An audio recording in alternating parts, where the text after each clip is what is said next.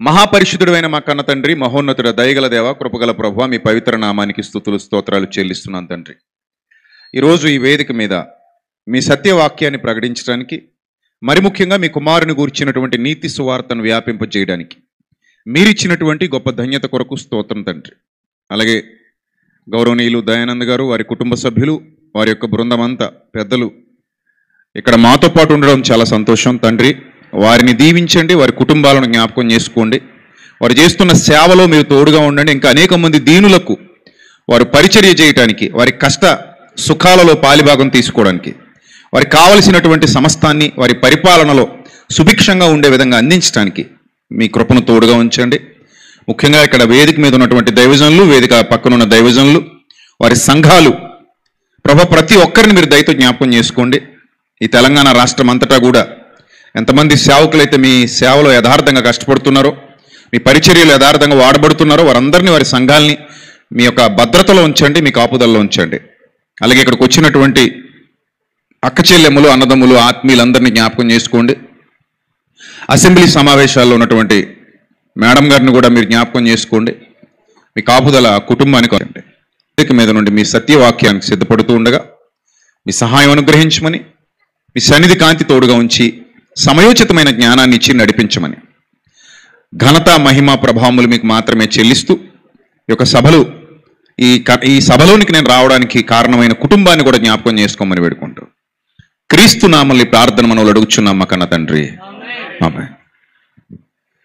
ప్రియమైన దైవజనాంగమా, క్రిస్మస్ అనేది సార్ చెప్పినట్టుగా ఇందాక ప్రపంచం అంతా జరుపుకుంటున్నటువంటి ఒక పెద్ద పండగ. నిజమే, అది ప్రపంచం అంతా జరుపుకుంటోంది. ముఖ్యంగా మీరు గమనిస్తే నార్త్ కానివ్వండి, సౌత్ కానివ్వండి, మన ఇండియాలో కూడా భేదాలు ఉండవు. క్రిస్మస్కి చాలామంది కేక్ కట్ చేస్తారు, చాలామంది స్టార్లు కడుతుంటారు, చాలామంది క్రిస్మస్ ట్రీలు పెడుతుంటారు. అదొక అలవాటు అయిపోయింది, ఇంకా ప్రజల్లోకి బాగా నాటుకు వెళ్ళిపోయింది. వాస్తవానికి క్రిస్మస్ ట్రీ బైబిల్లో ఉండదు, కానీ అదొక ఆచారంగా ప్రజల్లోకి వచ్చింది. స్టార్ కట్టండి అని కూడా బైబిల్లో ఉండదు. గట్టిగా మాట్లాడితే నాకు పుట్టినరోజు చేయండి అని యేసుప్రభు ఎక్కడ రిక్వెస్ట్ చేయలేదు మనల్ని. చేశారా? యేసుప్రభు ఎక్కడైనా మిమ్మల్ని బతిమలాడారా? బాబు నాకు పుట్టినరోజు చేయండి అని అడిగారా? ఆయన అడగరు అలాగా. సో ఇదే అదునుగా ఈ మధ్య సోషల్ మీడియాలో కొంతమంది బాగా భయంకరంగా మాట్లాడుతూ డిసెంబర్ 25 యేసుప్రభు పుట్టాడని ఎవడైతే చూపిస్తాడో, ఏ క్రైస్తవుడైతే చూపిస్తాడో వాడికి 10 లక్షల నజరానా, ₹1 కోటి నజరానా అని భయంకరంగా మాట్లాడడం కూడా చూసాం. అప్పుడు కొంతమంది అర్రే ఇంత పెద్ద ప్రశ్న అడిగేశారు, వీడు అలాగా, వాడేమో ₹1 కోటి సవాల్ చేస్తున్నాడు, 10 లక్షలు సవాల్ చేస్తున్నాడు, ఇప్పుడు 25 యేసుప్రభు పుట్టాడని ఎట్టా నిరూపించేది? ఏమైనా డాక్యుమెంట్లు తెద్దామా, లేకపోతే ఎక్కడికైనా వెళ్ళి ఏమైనా ప్రూఫ్లు పట్టుకొద్దామా అని సతమతం అయిపోయే వాళ్ళు కూడా చాలామంది ఉన్నారు.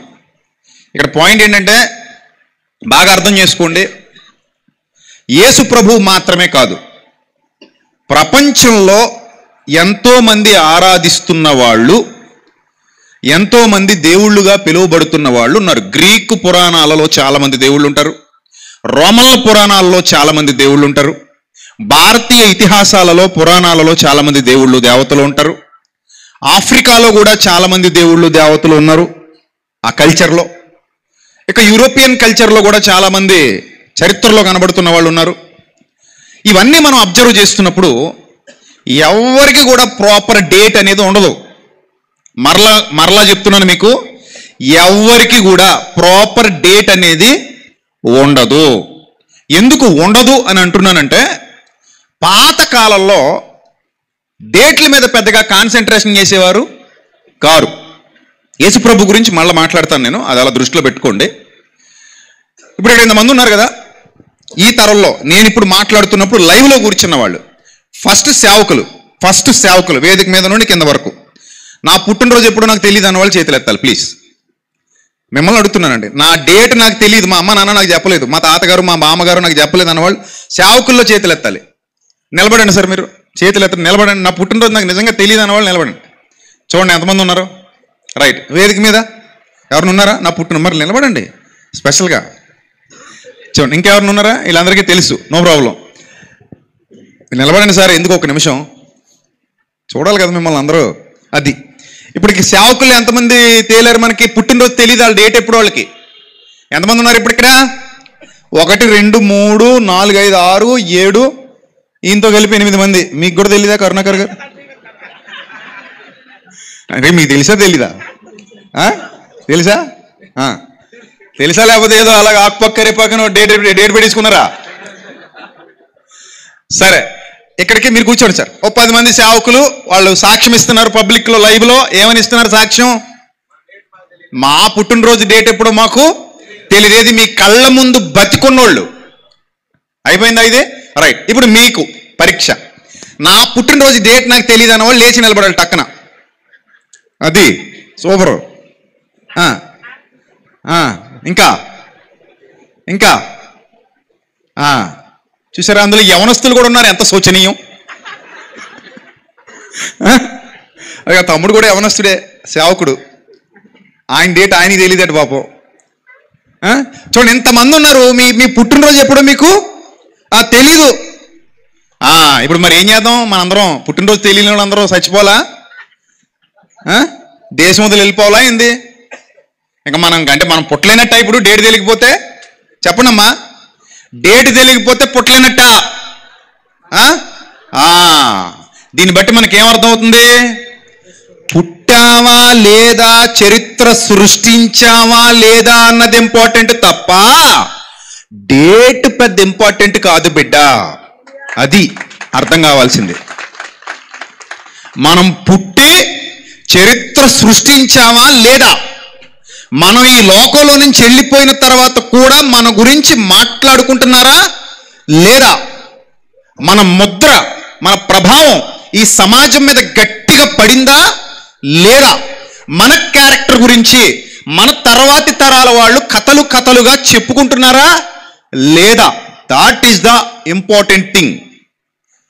పుట్టినరోజు తెలిసి చెత్తగా బతికినోడి కంటే పుట్టినరోజు తెలియకపోయినా ఆయన చనిపోయిన తర్వాత కూడా ఆయన గురించి గొప్పగా కీర్తిస్తూ ప్రజలు మాట్లాడుకుంటున్నారంటే ఎవరు గొప్ప? మీరు చెప్పాలి నాకు, ఎవరు గొప్ప? సో డేట్తో పెద్ద ఇంపార్టెంట్ ఏమీ లేదు. మరి అయితే క్రిస్మస్ ఎందుకు అని మీరు అడగొచ్చు. నేను అంటాను, గాంధీ గారు అక్టోబర్ 2 కదా గాంధీ జయంతి. అడిగారండి మనల్ని మహాత్మా గాంధీ గారు, నా ప్రియ భారతీయులారా, గాడిసే అనేవాడు నన్ను చంపేస్తాడు, అప్పుడు మీరు నాకు వర్ధంతి చేస్తారు, నా వర్ధంతితో పాటుగా నా జయంతి కూడా మీరు చేయాలి అని గాంధీ గారు మనల్ని ఏమైనా బతిమలాడినందుకు మనం అక్టోబర్ 2 గాంధీ జయంతి చేస్తున్నామా? చెప్పండి, జాతిపిత చెప్పండి. ఆయన మనల్ని ఏమో అడగల, కానీ అభిమానంతో చేస్తాం. ఆ రోజు పాపం తాగుబోతు సోదరులు కూడా త్యాగం చేస్తారు. దొంగ త్యాగాలు నిజంగా చేయట్లే, ఏదో షాపులు కడతారు కానీ వెనక నుంచి మామూలు బెల్ట్లో లాగెత్తుంటారు వీళ్ళు. పేరుకే గాంధీ, లోపలంతా బ్రాందీ, అంతే కదా. ఇంతకీ గాంధీ గారిని ఏది డామినేట్ చేసేసింది? బ్రాందీ డామినేట్ చేసేసింది. సర్లే, మొత్తం మీద అందరం కూడా ఆ రోజు ఏం చేస్తున్నాం? గాంధీ గారికి ఏమిస్తున్నాం?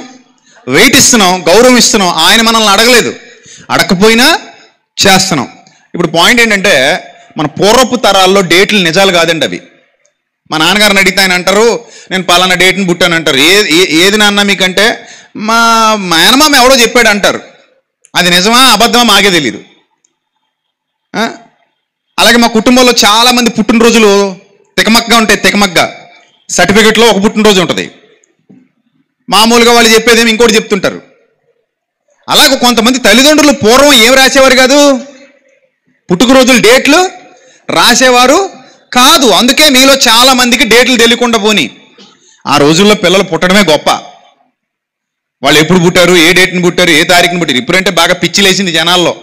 ఒకరోజు నేను హాస్పిటల్లో ఉన్నా, అక్కడ మా మిస్సెస్కి డెలివరీ టైం దగ్గరికి వచ్చినప్పుడు, నేను హాస్పిటల్లో ఉన్నప్పుడు ఒక ఫ్యామిలీ వచ్చింది. ఆయన వచ్చి అన్నాడు, డాక్టర్ గారితో మాట్లాడుతున్నాడు, మేడం గారు 5 గంటల 32 నిమిషాల 47 సెకండ్లకి పెట్టిన బయట తీయాలని అని చెప్తున్నాడు. ఏంటడా 5 గంటల 32 నిమిషాల ఎన్ని సెకండ్లకట? 47 సెకండ్లకి బిడ్డను ఏం చేయాలట? బయట తీయాలట. డాక్టర్ అమ్మ గారు సరేనండి తప్పకుండా అన్నారు. నాకు నవ్వు వచ్చింది. అలాగే అనాలి. ఆపరేషన్ థియేటర్లోకి వెళ్ళాక ఎలాగుంటుందో ఎవరికి తెలిసండి. వీళ్ళు అన్న టైంలో గబగబ పొట్ట కోసేసి గబగబ తీసేసి టక్కన పెట్టిన టైం చూడమ్మా నర్సు గారు టైం చూడని చెప్పి టక్కన లాగడానికి కుదురుతుంది అక్కడ. ప్రాణాలతో చెలగటం. డాక్టర్ గారు తెలిసి ఎలా ఉంటుందో థియేటర్ లోపలికి వెళ్ళాక. బయట మనం మాడుకున్నట్టు ఉండదు. ఇప్పుడు ఆ లోపల ఆపరేషన్ అయిన తర్వాత బెడ్ని బయటికి తీసిన తర్వాత ఏ టైమో వాళ్ళు ఏం చూడరో ఏడరో మామూలుగా బయటికి పట్టుకొచ్చిన తర్వాత మేడం గారు నేను చెప్పిన టైంకే అయ్యో కరెక్ట్ టైంకి తీసానండి అంటారు అంతే. ఈయన మొహం వెలిగిపోద్ది. ఇంకా ఎవరు చేయలేరండి అలాగా. అయినా ఆ కడుపులో ఉన్న బిడ్డ ఆల్రెడీ కడుపులో ఉన్నాడు. భూమి మీదకి వచ్చాడు. లోపల దాక్కుని ఉన్నాడంతే అమ్మ కడుపులో. జస్ట్ ఇలా బయటికి తీసుకొచ్చిన దాన్ని బట్టి అతని భవిష్యత్తు నిర్ణయం అయిపోద్ది అనుకోవడం అది అవగాహన రాహిత్యం తప్ప మన చేతల మీదే మన రాతలు ఉంటాయి. 99% దేని మీద ఉంటాయి? మన చేతల్లోనే మన రాతలో గీతలు ఉన్నాయి. అంటే మన చేతలే ఇంపార్టెంట్ తప్ప ఏవో రాతలు దేవుడు రాసిన రాతలు గీతలు కాదు ఇక్కడ ఇంపార్టెంట్. నువ్వు చేసే చేతలు. అందుకే అన్నాడు మనుష్యుడా నువ్వు ఏం విత్తుతావో ఆ పంటకు వస్తావు. అందుకే విత్తేది జాగ్రత్తగా చూసుకో. నీ క్రియలు నీ కర్మలు బాగుంటే నీ భవిష్యత్తు బాగుంటుంది. నీ క్రియలు బాగుంటే నీ జీవితం బాగుంటుంది. కర్మన్నా క్రియన్నా ఒకటే గుర్తుపెట్టుకోండి. కర్మలు అన్నా క్రియలు అన్నా పనులు అన్నా చేతలు అన్నా ఒకటే. కాబట్టి ఇప్పుడు పాయింట్కి వస్తే ఇక్కడ పుట్టిన రోజు ఇంపార్టెంట్ కాదు, పుట్టింది నిజమా కాదా. ఇంకా గట్టిగా మాట్లాడితే బైబిల్ చరిత్ర చాలా అద్భుతమైన చరిత్ర. ఈ చరిత్రలో యేసు ప్రభువు పుట్టినరోజు ఒకవేళ నిజంగా దేవుడు వ్రాయించాలనుకుంటే ఖచ్చితంగా రాయించేవాడు. అది పెద్ద విషయం ఏం కాదు. మీకు ఒక విషయం చెప్పనా? ఎహెజ్కేల్ అనే పుస్తకం ఉంటుంది బైబిల్ గ్రంథంలో. ఎహెజ్కేల్ పుస్తకం పేరు. ఇంకా ఇలాంటివి చాలా ఉన్నాయి. మీకు ఎగ్జాంపుల్ కోసం చెప్తున్నా. డేట్ ఎందుకు పడలేదు, పర్టికులర్ డేట్ ఎందుకు పడలేదు అనే దాని మీద నేను మాట్లాడుతున్నాను ఇప్పుడు. యేసు ప్రభు డేట్. ఇప్పుడు చూడండి, ఎహెజ్కేల్ గ్రంథం ఓపెన్ చేయండి. అక్కడ మొదటి అధ్యాయం చూడండి. మొదటి వచనం చదవండి ఎవరైనా త్వరగా. ఎహెజ్కేల్ గ్రంథం మొదటి అధ్యాయం మొదటి వచనం చదవాలి. 30వ సంవత్సరం అట, 4వ నెలట, 5వ దినమట. ఉందా లేదా? లెక్క ఉందా లేదా? 30వ సంవత్సరం 4వ నెల 5వ దినం. నేను కెబారు నదీ ప్రదేశమున చెరలోని వారి మధ్య ఆ టైంలో నేను కాపురం ఉన్నానని గ్రంథకర్త టైము డేటు డే అన్ని ఏం చేస్తున్నాడు ఇక్కడ మెన్షన్ చేస్తున్నాడు. అంటే అప్పటికి కూడా క్యాలెండర్స్ ఉన్నాయి, అప్పటికి కూడా లెక్కలు ఉన్నాయి, అప్పటికి కూడా రాయాలనుకుంటే ఈజీగా రాయొచ్చు. కానీ యూదులకు ఉన్నటువంటి అతి పెద్ద ప్రధానమైన ఆచారం ఏంటంటే యూదులు ప్రారంభానికి విలువనివ్వరు. దేనికి విలువనిస్తారు?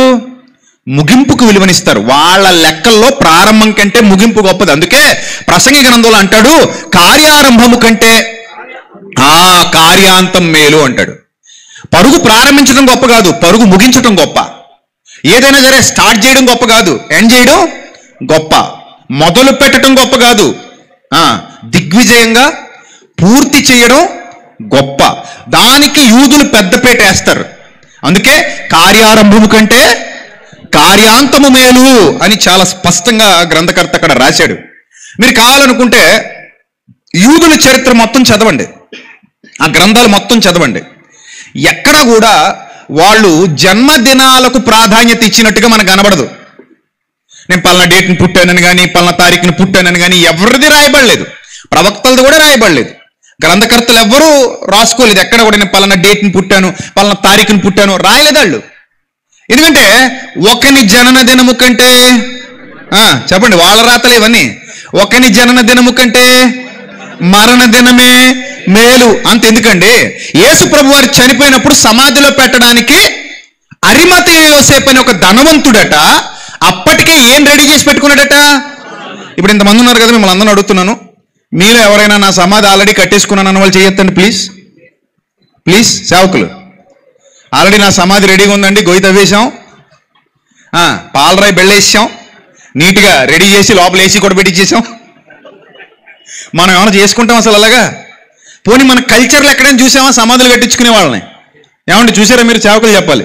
మన కల్చర్లు ఎక్కడైనా సమాధులు కట్టించుకునే వాళ్ళని చూసామా? చూడలా. మన దేశంలో ఎక్కడ కూడా చావక ముందు సమాధి కట్టించుకునేవాడు ఉంటాడా? ఉండడు. ఒకళ్ళు కట్టించుకుంటే పిచ్చోళ్ళ చూస్తారు, అరిష్టం అంటారు దాన్ని. అరే నాయనా, ఎవడైనా 10 కాలాల పాటు చల్లగా బతకాలని కోరుకుంటాడు. నువ్వేంద్రా నాయన అప్పుడు ఏం కట్టించుకున్నావు? సమాధి కట్టించుకున్నావు ఏంద్రా నాయన?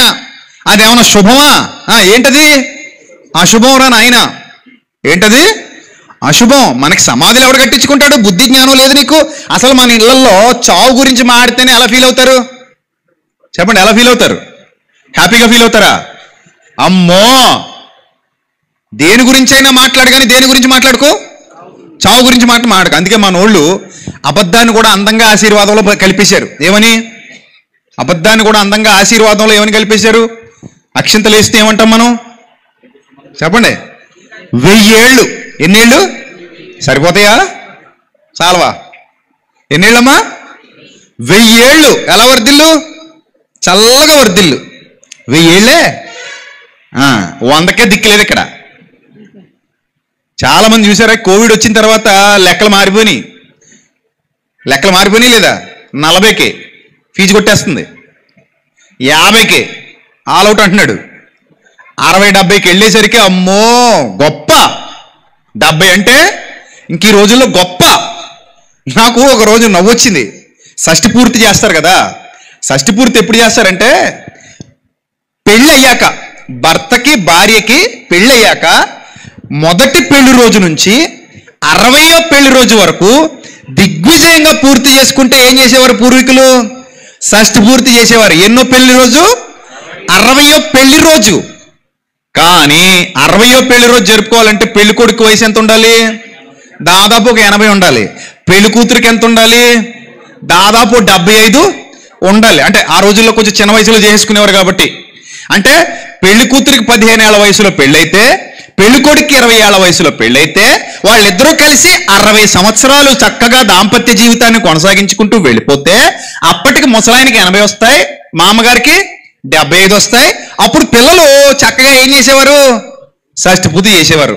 మనోళ్ళు చూసి షష్ఠి పూర్తులు జరగట్లేదు. ఎందుకు? 80 దాకా 80 రన్స్ కొట్టేవాళ్ళు లేరు ఇప్పుడు. 80 రన్స్ కొట్టేవాళ్ళు లేరు.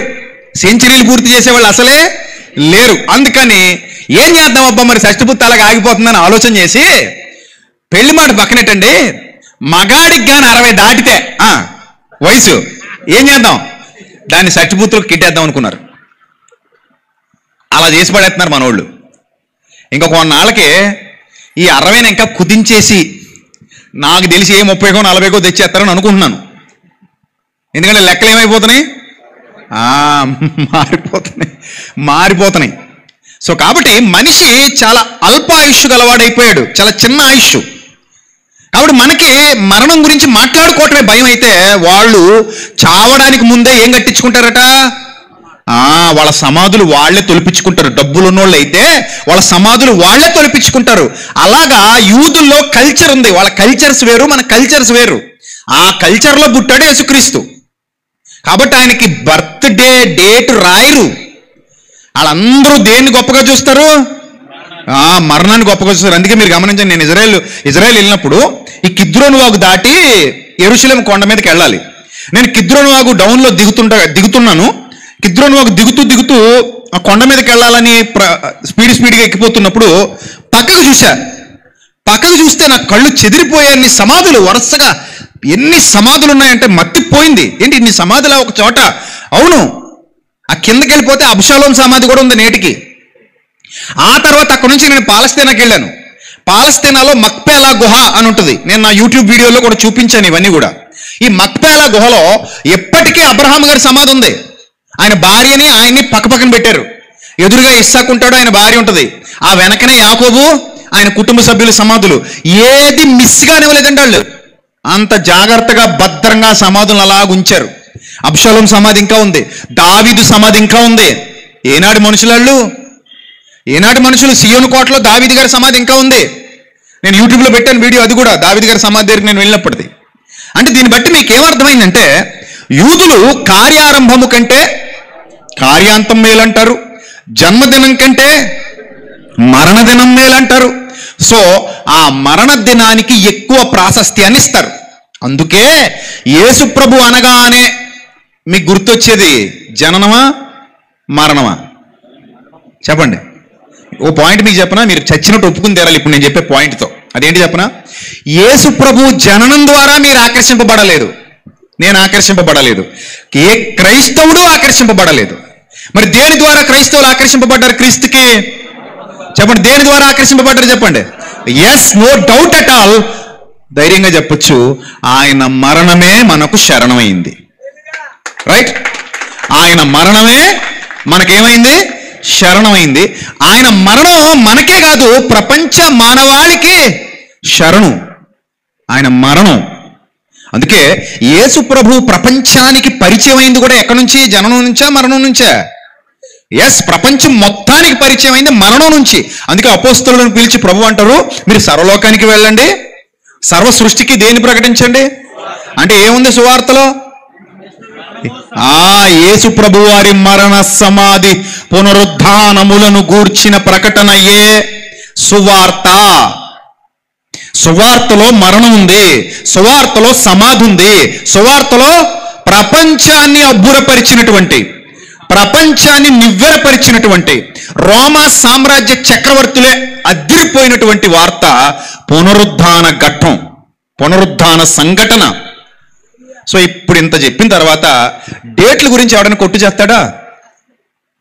చెప్పండి, డేట్ల గురించి ఎవడైనా కొట్టు చేస్తాడా? ఎవ్వడు కొట్టుకు చావడు. అందుకే ఏ ఒక్క చోట కూడా డిసెంబర్ 25ని చేయరు. ఈరోజు డేట్ ఎంతండి? అది మరి ఈరోజు కూడా ఏం చేస్తున్నాం మనం? ప్రపంచంలో చాలా మంది పుట్టుకరోజులు ఒక్కరోజు జరుగుతాయి, కానీ ఒక్క యేసుక్రీస్తు పుట్టినరోజు నెలంతా జరుగుతుంది. That is lord Jesus Christ. నెలంతా. ఏంటి నెలంతానా? ఇప్పుడు ఎవడొచ్చి అంటాడు మీ యేసు ప్రభు నెలంతా పుట్టాడా అంటాడు. ఏముందండి, ఆడికి ఏదోటి కావాలి, అంతేనా? నెలంతా పుట్టాడా? ఎవడైనా నెలంతా పుడతాడా అంటాడు. అరే నాయన, మీ తాతలు పుట్టినరోజులే నీకు తెలిసావు, మీ మామగారు పుట్టినరోజు నీకు తెలిసావదు, అంత మాత్రాన పుట్టలేదంటావా? వాడు అంటాడు నువ్వు ఎప్పుడు పుట్టావంటే అట్ల తద్దికి 3 రోజులు ముందు పుట్టానని మా మామ చెప్పింది అన్నట్టు. ఇప్పుడు అట్ల తద్ది ఎక్కడ ఉందో ఎత్తుక్కోలేక సావాలి మనం అంటారా? కొంతమంది అలాగా.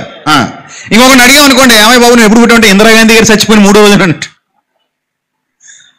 ఏ డేట్లు ఉంటాయి మనకి, అలా లెక్కలేసుకుంటారు కొంతమంది. ఇందిరాగాంధీ గారు ఎప్పుడు చచ్చిపోయారు, పలానా డేట్ని చచ్చిపోయారు, వీడు 3 రోజు అంటున్నాడు, ఆ తర్వాత నుంచి 3 రోజులు లెక్కలేసుకోవాలి, అలాగ అనుకుంటారు కొంతమంది. సో మొత్తం మీద ఏదేమైనా ఇక్కడ పుట్టారా లేదా అనేది ఇంపార్టెంట్. యేసు ప్రభు ఈ లోకంలో జన్మించటం వాస్తవం, యేసు ప్రభు ఈ లోకంలో జీవించటం వాస్తవం, యేసు ప్రభు ఈ లోకంలో మరణించటం వాస్తవం, యేసు ప్రభు ఈ లోకంలో మరణించి సజీవుడై 3వ దినాన తిరిగి లేవడం వాస్తవం. అక్కడి నుండి ప్రపంచానికి సత్య సువార్త ప్రకటింపబడింది, దాని మీద క్రైస్తవ్యం కట్టబడింది. కాబట్టి క్రైస్తవ్యమా? ఎవరు ఏమడిగినా ఒక్కటే చెప్పండి, ఏ దేవుడికి ఈ భూమి మీద ఏది లేదు, డేట్ లేదు. పర్టికులర్ పక్కా ఎవిడెన్స్ తో కూడిన డేట్ ఏ దేవుడికి లేదు, ఏ దేవుడికి లేదు. ఇది పచ్చి నిజం. మీరు అనొచ్చు నీకెలా తెలుసు అనొచ్చు. ఒకసారి మా ఇంటికి వస్తే చూపిస్తాను. కేవలం నేను పుస్తకాల కోసం ఖర్చు చేసింది 4,50,000 రూపాయలు. మీరు నమ్మితే నమ్మండి, మీరు ఎప్పటికీ రావచ్చు, బస్తాల నిండి ఉంటాయి మా ఇంట్లో పుస్తకాలు. A to Z అన్ని సాహిత్యాలు ఉంటాయి నా దగ్గర, అన్ని మత గ్రంథాలు ఉంటాయి, వాళ్ళ సాహిత్యాలు ఉంటాయి. నేను చదువుతూనే ఉంటాను, ఇంకా చదవాల్సినవి చాలా ఉన్నాయి, చదువుతూనే ఉంటాను, ఇంకా చదివి ఇంకా నేర్చుకుంటాను. ఆమె డైలీ లెర్నర్ అనమాట. నేను ఇంకా డైలీ నేర్చుకుంటూనే ఉంటాను, అలాగా చదువుకుంటూనే ఉంటాను. సో ఎందుకు చదువుకుంటూ ఉంటానంటే ఆ బుక్ నాలెడ్జ్ కావాలి, దాని మీద మనకి ఇంకా అవగాహన రావాలి, దాని మీద మనం ఇంకా ఒక స్థితిలో ఎదగాలి. కాబట్టి అన్ని పరిశీలన చేసిన తర్వాత నేను మాట్లాడుతున్నాను. అంత తొందరగా నేను ఏది చెప్పను.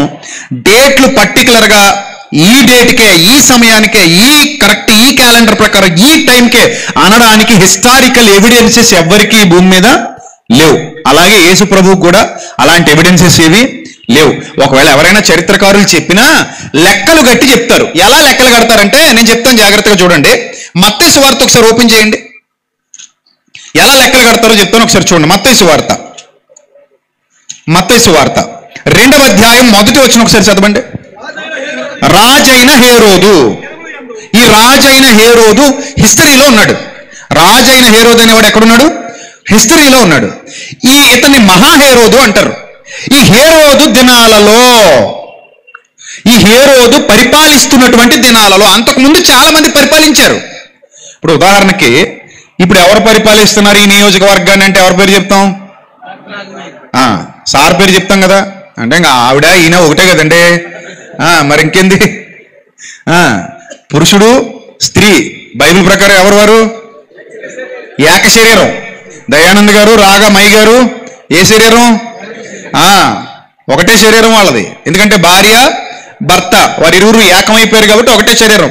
ఇప్పుడు ఇక్కడ ఆయన ఈమె, ఆవిడైనా ఈయనైనా ఒకటే మీకు. సో ఎవరు పరిపాలిస్తున్నారు ఇప్పుడంటే ఏమని చెప్తారు?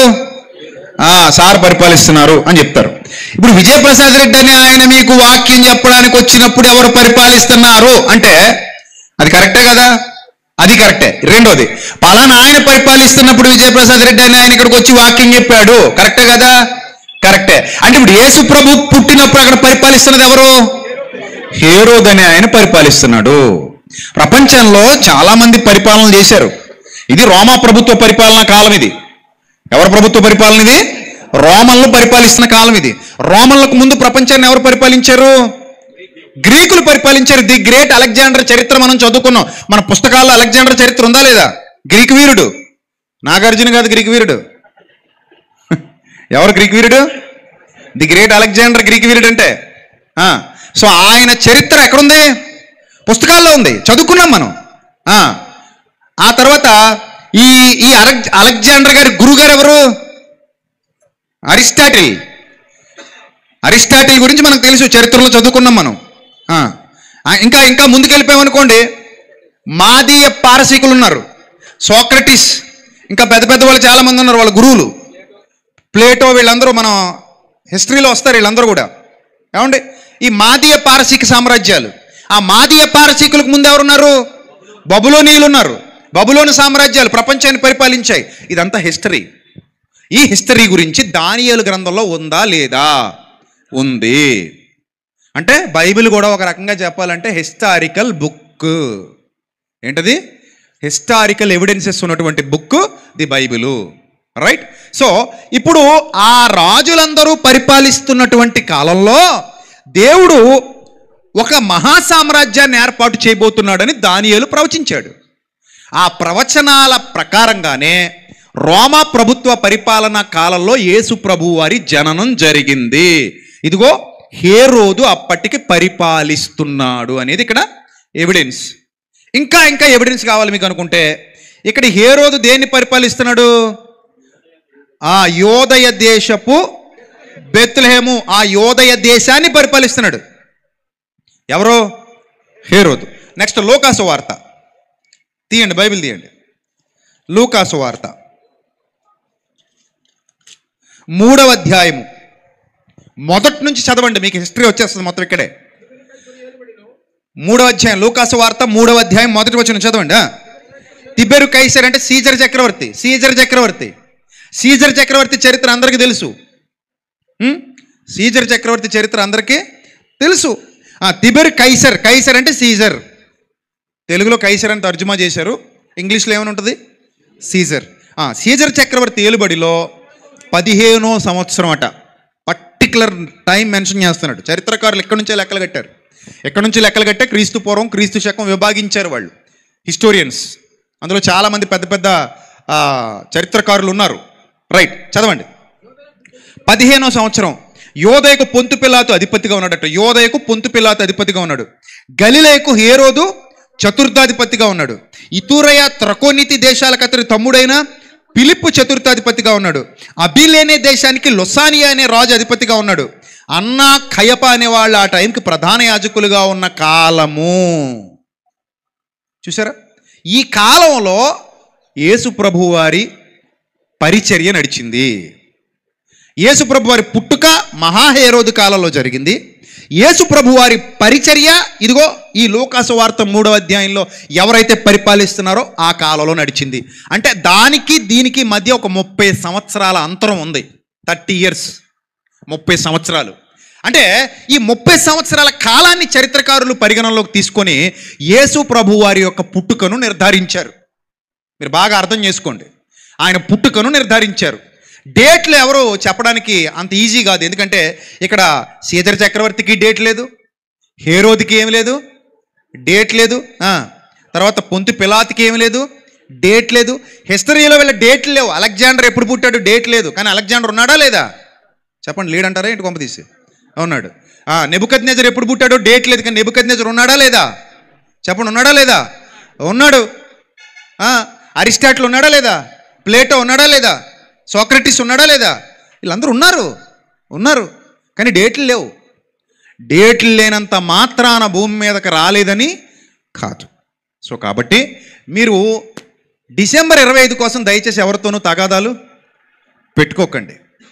డిసెంబర్ 25 కోసం ఎవరితోనూ పోరాటాలు చేయకండి. అలాగని ఏ డేట్ కోసం పోరాటం చేయకండి. ఒకవేళ ఎవడైనా గట్టిగా పట్టుబట్టాడు అనుకోండి, డేట్ కావాలని, మీరు కూడా అడగండి డేట్లు, తప్పులేదు. వాళ్ళ తాతగారి డేట్ అడగండి, వాళ్ళ ముత్తాతగారి డేట్ అడగండి. లీగల్గా కావాలి, మళ్ళీ మామూలుగా కాదు. అంతేనా? మరి ఇప్పుడు ఇందాక మీ పుట్టినరోజులు అడిగితేనే చాలామంది లేవు అని లేచి నిలబడ్డారు. మీ తాతగారిది అడిగితే ఎంతమంది లేస్తారో? సరదాగా మా తాతగారు పుట్టినరోజు నాకు తెలియదు అని వాళ్ళు చేయి చూపించండి. నాకు తెలిసి సభ అంతా చూపిస్తారు అనుకుంటున్నాను. అదిగో చూసారా, నిజానికి మా తాత పుట్టినరోజు నాకు తెలీదు. నిజంగా నాకు తెలియదు. నేను పుట్టే సమయానికే మా తాతగారు చచ్చిపోయాడు. మా నాన్నగారికి 9 ఏళ్ల వయసులో మా తాతగారు లోకాన్ని విడిచిపెట్టి వెళ్ళిపోయారు. ఇంతకీ మా నాన్నగారు పుట్టినరోజే మాకు ఇంతకే తెలీదు, ఎప్పుడే తెలీదు. అడుగుతాం, డాడీ పుట్టినరోజు ఎప్పుడు నీదంటే, అదేరా అదేదో ఆ టైంలో అంటారా, అది తెలీదురా అంటారు ఆయన. అంటే మా నాన్నగారు పుట్టినరోజు మాకు తెలీదు, మా అమ్మగారు పుట్టినరోజు కూడా మాకు తెలీదు. లక్కీగా నా పుట్టినరోజు వాళ్ళు రాసి పెట్టుకున్నారు కాబట్టి అదేనా నాకు తెలిసింది. వాళ్ళు రాయకపోతే అది కూడా నాకు తెలిసేది కాదు. ఇంకే విచిత్రం ఏంటంటే మా అన్నయ్య పుట్టినరోజు ఇంతకీ మా అన్నయ్యకి తెలీదు. 2-3 డేట్లు మార్చి చెప్తుంటాడు. ఫేస్బుక్లో ఓ డేట్ ఉంటుంది, సర్టిఫికేట్లో ఓ డేట్ ఉంటుంది. ఎందుకు ఈ 2 నిజం కాదట. మా వాడికేమో శుభాకాంక్షలు చెప్పేస్తుంటారు ఫేస్బుక్లో అందరూ. అప్పుడు నేను కూడా సరదాగా అంటాను, ఫేక్ బర్త్డే టు యూ అంటాను. Happy fake birthday to you అంటే ఏంటి? నీ బర్త్డే ఎప్పుడో నిజంగా నీకు తెలియదు. మరి నకిలీ జన్మదిన శుభాకాంక్షలు. ఒరిజినల్ ఎప్పుడో మనకు తెలియదు కాబట్టి. సో మొత్తం మీద ఇప్పుడు మా అన్నయ్య ఉన్నాడన్నావా లేడన్నావా? మా నాన్నగారు ఉన్నాడా లేడా? మా అమ్మగారు ఉన్నారా లేరా? మా తాత ఉండేవాడా లేడా? సో కాబట్టి ఇక్కడ మనకి డేట్ ఇంపార్టెంట్ కాదు, మ్యాటర్ ఇంపార్టెంట్. అర్థమైందా? డేట్ కాదు, అక్కడ ఉన్న క్యాండిడేట్. బాగుందా? డేటా క్యాండిడేటా? అది కథ. డేట్ కాదు ఇక్కడ. ఎవరు? క్యాండిడేట్. మామూలు క్యాండిడేట్ కాదు, ముందున్న ఆయన. ఇప్పటికీ ఏమండి చాలా మందిని ప్రపంచం మర్చిపోయిందండి. ఇందాక సార్ చెప్పినట్టు ప్రపంచం అంతా జరుపుకుంటుందట ఆయన గురించి. ప్రపంచం ఇప్పటికీ చాలా మందిని మర్చిపోయింది. చాలా మంది ప్రపంచానికి అందరికీ తెలీదు. ఈ మధ్య మన భారతదేశంలో పాన్ ఇండియా అంటున్నారు హీరోలు. యేసుప్రభు పాన్ వరల్డ్ 2000 సంవత్సరాల కిందటి నుంచి. అర్థమైందా? ఆయన ఏంటది? Pan world. ఎప్పటి నుంచి? 2000 ఏళ్ల నుంచి పాన్ వరల్డ్ ఆయనే. సో అంతగా సమాజం మీద ముద్ర వేసిపోయాడు ఆయన. ఇప్పుడు ఆయన వేసిన ముద్ర ఏంటి? ఎందుకు ప్రపంచం అంతగా గుర్తుపెట్టుకుంది అని అంటే, మీరు బాగా అర్థం చేసుకోండి. యేసు ప్రభువుకు పుట్టుక రోజు చేస్తున్నామన్న ఆలోచనతో చాలామంది క్రైస్తవులు దారి తప్పేస్తున్నారు. నిజంగా ఈ వేదిక చూసి నేను చాలా హ్యాపీ ఫీల్ అవుతున్నాను. ఎందుకంటే బయటోడు ఎవరికైనా ఈ వేదిక అప్పగించామనుకోండి, దుమ్ము లేచిపోయేది ఎప్పటికి. తుక్కు రేగొడేస్తున్నారు మనోళ్ళే. చూస్తుంటే చిరాకు వచ్చేస్తుంది. ఏదో ప్యాంట్లు శుభ్రం చింపేసుకుని కుర్రాళ్ళు చిరిపోయిన ప్యాంట్లు. ఇదివరకు పెద్ద పండగకి అలాంటి ప్యాంట్లు వేసుకొచ్చేవారు బియ్యం వేస్తామని. నిజం అంటే ఒంటి నిండా గుడ్డ కప్పుకొస్తే ఎవరు ఏం వేసేవారు కాదు, బియ్యం వేసేవారు కాదు. అందుకని ఏం చేసేవారు అనుకుంటున్నారు వీళ్ళు? ఏదో ఈ పక్కన కొంత సింపుకొని వచ్చేవారు. ఇప్పుడు మన వాళ్ళు ఆ సింపుకున్న ప్యాంటు 10 ఏళ్ళు కొంటున్నారు వీళ్ళు ఆ షాపులోకి వెళ్ళి. అలాంటి వేసుకొని వేదికలు ఎక్కేసి ఒంటి మీద గుడ్డలు ఉంటనే ఊడిపోతున్నాయి పట్టించుకోకుండా. ఈ పనికిమాలుడు ఎప్పుడు చర్చిలో కనబడ్డావు, డిసెంబర్లోనే వస్తాడు వీడు దెయ్యంగాడు. మళ్ళీ ఎందుకు వస్తాడు? అది డ్యాన్స్ చేయడానికి. మళ్ళీ డ్యాన్స్ చేస్తాడా? మళ్ళీ సంవత్సరం దాకా దొరకడు, తుపాకి దెబ్బ దొరకడు. మళ్ళీ వీళ్ళతో ఆడపిల్లలు వీళ్ళిద్దరూ కలిసి వేదికల మీద యేసుప్రభు పుట్టాడని చెప్పి కొలదగిన కోతుల్లో ఎగురుతారా? అసలు యేసుప్రభు పుట్టడానికి మీరు కళ్ళు తాగిన కోతుల్లో ఎగరడానికి ఏమైనా సంబంధం ఉందా? అసలు అంత ఆనందం ఎందుకు? ఒకరోజు ఒకరిని అడిగాను, చెమటలు పట్టేసి కిందకు వచ్చాడు. నాదే ప్రసంగం, అక్కడ కూర్చొని పెట్టారు నన్ను. ఆ దడదడల్లో మీరు ఉండలేరండి, మేమే డ్యాన్స్ చేస్తారు మళ్ళీని, అక్కడ కూర్చోండి అన్నారు. సర్లే అని అక్కడ కూర్చున్నా. ఈలోగా ఈడో పైన వీరవిహారం చేసి కిందకు వచ్చాడు చెమటలు పట్టేసి. ఇలా రారా నాయన అన్నాను. చాలా గట్టిగా వేసావు కానీ డ్యాన్సు, ఏందిరా నీకు ఇంత ఆనందం అన్నాను. యేసుబాబు పుట్టాడు కదండి అన్నాడు. ఏటాడా యేసుబాబు పుట్టాడా? యేసుబాబు పుట్టాడని చెప్పి నువ్వు ఇలాగా ఇష్టం వచ్చినట్టుగా పిచ్చోళ్ళకి డ్యాన్స్ చేసేవా? ఆహా, ఇందుకే నాకు అర్థం కాక అడుగుతున్నాను, యేసుబాబు పుట్టడం వల్ల నీకు కలిగిన మేలేంట్రా నాయన అని అడిగాను. అంటే మేలంటే మేలే ఉందండి, ఆయన మా దేవుడు కదండి అన్నాడు. ఓహో, మీ దేవుడా? అవునండి. సరే, మీ దేవుడు పుట్టాడని ఇంత పండగ చేసుకుని ఇంత డ్యాన్స్ చేసావు కదా, మీ దేవుడు వల్ల నీకు ఒరిగిన మేలేట్రా నాయన అన్నాను. అయ్యో, మా కోసం ప్రాణం పెట్టాడండి అన్నాడు గట్టిగా. ఏంటడా మా కోసం ఏం పెట్టాడండి? ప్రాణం పెట్టాడండి అన్నాడు. అప్పుడు నేను వెంటనే, మరి మీరు బాప్తిజం పొందారా అండి అన్నాను. టొట్టు అంటాడు పైకి తిరిగి. అంటే ఎంత హిపోక్రసీ అంటే, వేషధారితనం అంటారు దీన్ని. ఏంటది? వీడు బాప్తిజం తీసుకోడు, యేసుప్రభు పుట్టాడండి అని చేస్తాడు. అసలు యేసుప్రభు పుట్టింది ఎందుకు? చెప్పు నువ్వు చెప్పు. యేసుప్రభు పుట్టింది ఎందుకు? చచ్చిన నిన్ను బతికించడానికి రా బిడ్డ. అపరాధముల చేత పాపముల చేత చచ్చిన నిన్ను తిరిగి జన్మింపజేయడానికి మనిషిగా నువ్వు మళ్ళీ పుట్టాలి. నువ్వు చచ్చిపోయావు, మనిషిగా నువ్వు మళ్ళీ పుట్టాలి. నీలో మనిషిని నిద్రలేపాలి, నీలో దైవత్వాన్ని నిద్రలేపాలి. నీలో ఆయన స్వరూపం ఉందని దాన్ని నశించిపోయింది, ఆ నశించిన దానిని వెదకి రక్షించాలి, దాన్ని బయటికి తీయాలి. మృగంలో నుంచి మనిషిని బయటికి తీసుకురావాలి, అజ్ఞానంలో నుంచి జ్ఞానాన్ని బయటికి తీసుకురావాలి, చీకటిలో నుంచి వెలుగును బయటికి తీసుకురావాలి. అలాంటి స్థితిలో నిన్ను నిలబెట్టడానికి యేసుక్రీస్తు ఈ లోకంలో పుట్టాల్సి వచ్చింది. నశించిన దానిని వెదకి రక్షించుటకు మనుష్య కుమారుడు ఈ లోకానికి రావాల్సి వచ్చింది. అది పాయింట్. ఇప్పుడు మీరు కావాలనుకుంటే సంఘాలకు వెళ్ళి చెక్ చేసుకోండి, చాలామంది డ్యాన్సులు వేస్తుంటారు, ఎవ్వడికే బాప్తిస్మాలు ఉండవు. ఉంటాయా? ఉండవు. చాలామంది ఎగిరి గంతులు వేస్తుంటారు, పెంట చేస్తారు వేదికిస్తే వాళ్ళకి. పళ్ళి మధ్య పొగలెడుతున్నారు, పొగలు మా ఇదారి పొగలు, లంగ్స్ నాశనం అయిపోతాయి. మంచిది కదా పొగ. దిక్మాల లైట్లు కళ్ళు ఎందుకు పనికి రాకుండా పోతాయి, కళ్ళలో కొట్టేస్తున్నారు అంతే. ఒకరోజు క్రిస్మస్ మీటింగ్కి వెళ్ళాను, ఆ లైటింగ్ అయిపోయిన తర్వాత పక్క వచ్చిన తర్వాత వెళ్ళి నలుపుకుంటే మసకమసగా అంతని. ఇదేంద్ర నాయన, ఏమన్నా ఆపరేషన్ కానీ చేయించుకోవాలి, ఇప్పుడు ఇంత లైట్ పెట్టేశారు నా ముందు. ఏంటి అసలు ఇది? అసలు మనం ఏ పని చేసినా అది ప్రభువును గౌరవించేదిగా ఉండాలి. ఇక్కడ చూడండి ఎంత అద్భుతంగా జరుగుతుందండి సభ. ఇక్కడ ఎవరు వచ్చినా మనల్ని ఏమైనా తప్పు పడతారా? ఎంతమంది ఉన్నారు, కిక్కురు మనట్లేదు. ఎంతమంది ఉన్నారు వేదిక మీద ప్రశాంతంగా వాక్యం వింటున్నాం, ప్రశాంతంగా పాటలు పాడుతున్నాం, ప్రశాంతంగా చప్పట్లు కొడుతున్నాం, ప్రశాంతంగా ప్రభువును మహిమపరుస్తున్నాం. ఎవరికి ఏ ఇబ్బంది లేదు. సార్ మీకు అది అభయం ఇచ్చారు, 1 గంట అయినా పర్లేదట, 2 అయినా పర్లేదట. ఆయన అభయం ఇచ్చారు కదా అని అల్లరి చేసేయకండి, ఉన్నదూడిపోద్ది. నిజం, ఆ మధ్య విజయవాడలో గ్రౌండ్కి పర్మిషన్ ఇవ్వడం మానేశారు. ఎందుకు? పెంట చేశారట. అక్కడ 3-5 దాకా పెద్ద కేకలు అల్లరి గోల్ చేశారట. అలా చేయకూడదు. మన ప్రభువు అల్లరికి కర్త కాడు, మన ప్రభువు అల్లరికి కర్త కాడు, సమాధానమునకు కర్త అయినా. దానికి తగ్గట్టు మన ప్రవర్తన ఉండాలి. మన పాట అయినా, మన మాట అయినా, మన ఆలోచన అయినా, మన ప్రవర్తన అయినా, మనం చేసే పని అయినా గౌరవప్రదంగా ఉండాలి తప్ప అల్లరికి చోటు ఇవ్వకూడదు. పరిశుద్ధాత్ముడు అల్లరికి కర్త కాడు. మనం అల్లరి చేయడానికి కాదు, మన అల్లరి చేసే బ్యాచ్ కాదు, గౌరవప్రదంగా ఉండాలి. అప్పుడు అందరూ కూడా మనల్ని ఏం చేస్తారు? గౌరవిస్తారు. ఇందాక ఆయన అన్నట్టు 2 కాదు 3 కాదు తెల్లారులు నువ్వు మాట్లాడుకున్నా ప్రశాంతమైన వాతావరణం ఉంటే ఎవడు అబ్జెక్షను పెట్టడు. అంతే కదా? అబ్జెక్షన్ ఎవరైనా పెడతారా? ప్రశాంతమైన వాతావరణంలో ఉంటే ఎవరు అబ్జెక్షన్ పెట్టరు. అదే అల్లరల్లరి చేసి పెంట చేసాం అనుకోండి, ప్రతోడు ఏమంటారు? ఇదేం క్రైస్తవ్యం, ఇదేం గోల, ఇదేం గొడవ అంటారు. ఈరోజు మన యూత్ అలా తగలటారు, అది నా బాధ.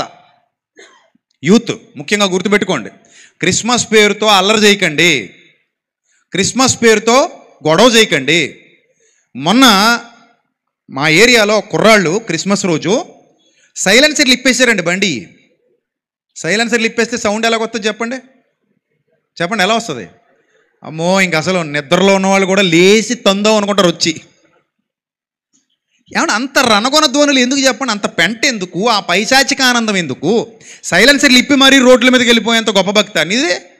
అంటే ఒక మహా విశ్వాస వీరుడు ఎదరచక్రం గాలిలో లేపి మరీ వెళ్తున్నాడంట.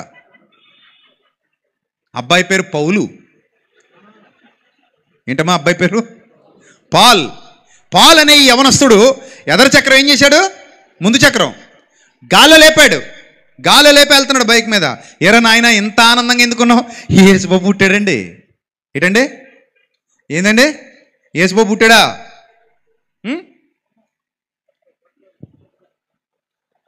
యేసుబాబు పుట్టినందుకు చక్రం గాల్లో లేపాలా? చక్రం గాల్లో లేపుతున్న తర్వాత నిన్ను పెట్టిలో పెట్టేస్తారు, జాగ్రత్త. మంచి పద్ధతి కాదు అది. సో ఇలాంటి చాలామంది ఉన్నారు. చూడండి, భక్తి పిచ్చిగా ఉండకూడదు. పిచ్చి పిచ్చి భక్తి కాదు. భక్తి అనగా అర్థం ఏంటంటే బైబిల్ ప్రకారం ఇహలోక మాలిన్యం మనకు అంటకుండా ఏం చేయాలట? జాగ్రత్తగా కాపాడుకోవాలి. అది భక్తి. యేసుప్రభు పుట్టుక నిన్ను నన్ను తిరిగి జన్మింపజేయటానికి.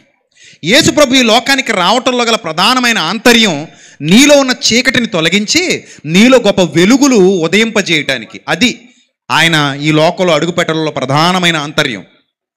సో అందుకే ఇంత ఖచ్చితంగా ఇదిగో తిబెరి కైసరి ఏలుబడిలో, హేరోదు పరిపాలనలో, పొంతు పిలాతు అధిపతిగా ఉన్నప్పుడు యేసు ప్రభు ఈ లోకంలో అడుగు పెట్టాడని చరిత్ర సాక్ష్యం ఇస్తోంది.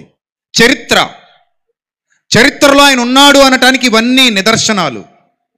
అంత మాత్రమే కాదండి, అప్పుడు జరిగినటువంటి ఒక అద్భుతమైన సంగతి ఏంటంటే ఆకాశంలో వెలిసినటువంటి ఆ స్పెషల్ స్టార్, ప్రత్యేకమైన నక్షత్రం. బాగా అర్థం చేసుకోండి, ప్రత్యేకమైన నక్షత్రం ఎక్కడ వెలిసింది? ఆకాశంలో వెలిసింది. ఆకాశంలో ఆ ప్రత్యేకమైన నక్షత్రం వెలిసిందని తూర్పు దేశంలో ఉన్న జ్ఞానులు పరిశోధన చేసి తెలుసుకొని తూర్పు దేశం నుండి ఇజ్రాయెల్ దేశానికి వచ్చారు. తూర్పు దేశం నుండి ఇజ్రాయెల్ దేశానికి వచ్చారు. ఎప్పుడు వచ్చారు చెప్పండి మీరు? చెప్పాలమ్మా, యవనస్తురాలు చెప్పాలి, మీరు చెప్పాలి. ఎప్పుడు వచ్చారమ్మా? చెప్పాలమ్మా, చెప్పరా? పాపం నోరు లేదే వీళ్ళకి. మోగోళ్ళ మీరు? మోగ పిల్లల కాలేజీ నుంచి వచ్చారా? మరి చెప్పండి, ఎప్పుడు వచ్చారు వాళ్ళు? చెప్పాలమ్మా. జ్ఞానులు ఎప్పుడు వచ్చారని అడుగుతున్నాను నేను. జ్ఞానులు యేసు ప్రభు పుట్టినప్పుడు రాలా. అర్థమైందా మీకు పాయింట్? యేసు ప్రభు పుట్టినప్పుడు జర్నీ స్టార్ట్ చేశారు వాళ్ళు. ఎక్కడా? వాళ్ళ దేశంలో. యేసు ప్రభు పుట్టినప్పుడు వాళ్ళ ఊర్లో బయలుదేరారు, వాళ్ళ దేశంలో బయలుదేరారు, అక్కడ జర్నీ స్టార్ట్ చేశారు. ఎందుకంటే పుట్టినప్పుడు ఏం వెలిసింది? నక్షత్రం వెలిసింది.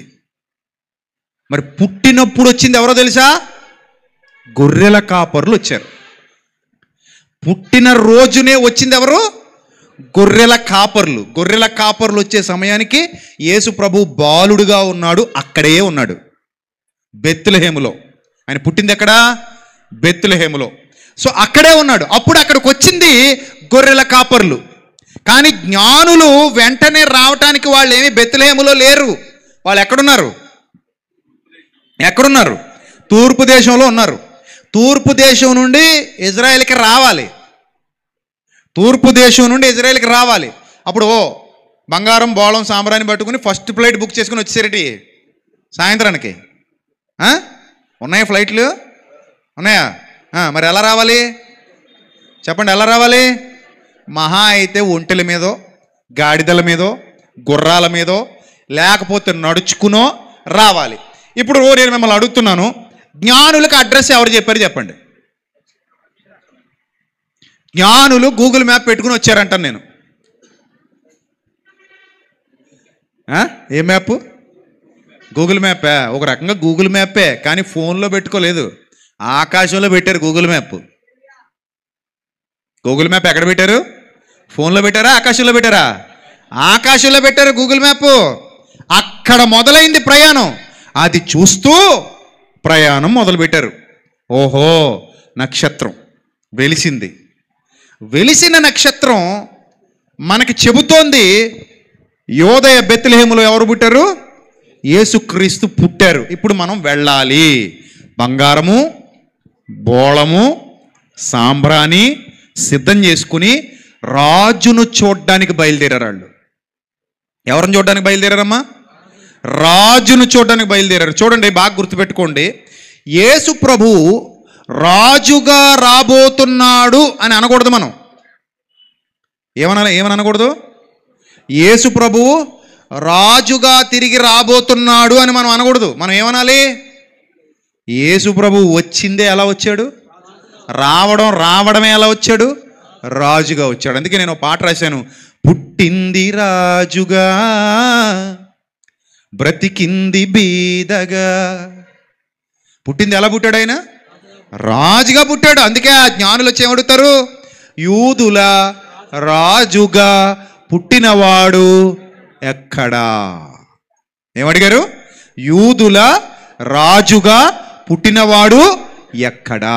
ఆయన పుట్టిందే ఎలా పుట్టాడు? రాజుగా పుట్టాడు. అందుకే పిలాతు ముందు నిలబడినప్పుడు పిలాతు అడుగుతాడు, బాబు నువ్వు రాజువా అని అడుగుతాడు. ఏమని అడిగాడు? నువ్వు రాజువా అని అడిగితే ఎస్ నీవన్నట్టే. ఏమన్నాడు ఆయన? నీవన్నట్టే, నేను రాజునే అన్నాడు ఆయన. కానీ పుట్టిందే రాజుగా, కానీ శరీర సంబంధమైన రాజు కాదు, ఆత్మ సంబంధమైన రాజు. రైట్. ఇప్పుడు ఈ రాజును చూడడానికి జ్ఞానులు వస్తున్నారు. రాజును చూడడానికి ఎవరు వస్తున్నారు? జ్ఞానులు వస్తున్నారు. ఈ జ్ఞానులు దేన్ని బట్టి వస్తున్నారు? నక్షత్రాన్ని బట్టి వస్తున్నారు. కొత్తగా ఒక నక్షత్రం కనబడింది. వాళ్ళు నక్షత్ర పరిశోధకులు. ఆకాశంలో ఉన్న నక్షత్రాలను పరిశోధిస్తున్నారు. కాబట్టే వాళ్ళ పేర్లు రాయబడలేదు గ్రంథంలో. ఏమని చెప్పాడు వాళ్ళ గురించి? జ్ఞానులని మాత్రమే చెప్పాడు తప్ప పేర్లు చెప్పలేదు. పలానా ఎల్లయ్య, పుల్లయ్య, సుబ్బయ్య పేర్లు చెప్పలా. ఓన్లీ ఒకటే మాట, వాళ్ళ లక్షణం చెప్తున్నాడు. వాళ్ళు ఎవరట? జ్ఞానులు. ఎందుకు జ్ఞానులయ్యారు? అందరూ నక్షత్రాలు చూస్తారు, కానీ వీళ్ళు నక్షత్రాన్ని చూసి ఎవరిని గుర్తించారు? యేసును గుర్తించారు. నక్షత్రాలు చూసి ఏం గుర్తించారు? నక్షత్రం చూసి ఎవరిని గుర్తించారు? యేసుక్రీస్తు పుట్టాడన్న సందర్భాన్ని గుర్తించారు. అందుకే వాళ్ళను గ్రంథం జ్ఞానులు అని పిలిచింది. ఇప్పుడు ఈ జ్ఞానులు వాళ్ళ దేశంలో బయలుదేరి మెల్లిగా ఎక్కడికి వచ్చారంటే యోదయ దేశానికి వచ్చారు. అక్కడికి వచ్చేసరికి హేరోదు ఉన్నాడు. నేరుగా హేరోదింటికే వెళ్ళిపోయారు. ఎందుకు హేరోదింటికి వెళ్ళిపోయారు? పుట్టింది ఎవరు? రాజు. రాజు ఎక్కడ దొరుకుతాడు మనకి? రాజుగారి ఇంట్లోనే దొరుకుతాడు. పాపం వాళ్ళు కూడా కన్ఫ్యూజ్ అయ్యి, రాజు కదా పుట్టింది, రాజుగారి ఇంట్లోనే పుట్టుంటాడు అని నేరుగా ఎక్కడ పోయారు? రాజుగారింటికి వెళ్ళిపోయారు. రాజుగారింటికి వెళ్ళిపోయేసరికి రాజుకి ఏమైపోయి చేసింది? అర్రే, ఇన్నాళ్ళు నా కొడుకునో నా మనవన్నో సీటెక్కిద్దాం అనుకుంటున్నాను, వీళ్ళెవరో వచ్చి రాజు ఎవడో పుట్టాడు అంటున్నారు, మన ఇంట్లో ఈ టైంలో ఎవరు పుట్టలేదు, ఇంతకీ రాజు ఎప్పుడు పుట్టాడు నాయన అని అడిగారట. అడిగితే వాళ్ళు చెప్పారట, 2 ఏళ్ళు అవుతుంది బాబయ్య రాజు పుట్టని చెప్పారట. దేవుని నామానికి మహిమ కలుగును గాక. అంటే దీన్ని బట్టి మీరు బాగా అర్థం చేసుకోండి. 2 సంవత్సరాల లోపు మగపిల్లలందరినీ చంపేమని ఎవరు ఆజ్ఞ ఇచ్చారు? హేరోదు రాజు ఆజ్ఞ ఇచ్చాడు. అంటే జ్ఞానుల వల్ల పరిష్కారంగా తెలుసుకున్న సంగతి ఏంటంటే, యేసు ప్రభు పుట్టి అప్పటికి ఎన్ని సంవత్సరాలు అయిపోతుంది? 2 సంవత్సరాలు అయిపోతుంది. మనం ఏం చేస్తామంటే ఎన్ని ఆలోచించాం, బైబిల్ సరిగ్గా చదవం మనం. యేసు ప్రభు వారు బొమ్మ ఎడతాం, ఇక్కడ ఈ పక్కన గొల్లలు ఎడతాం, గొర్రెల కాపర్లు, ఈ పక్కన ఎవరిని ఎడతాం? జ్ఞానులు ఎడతాం.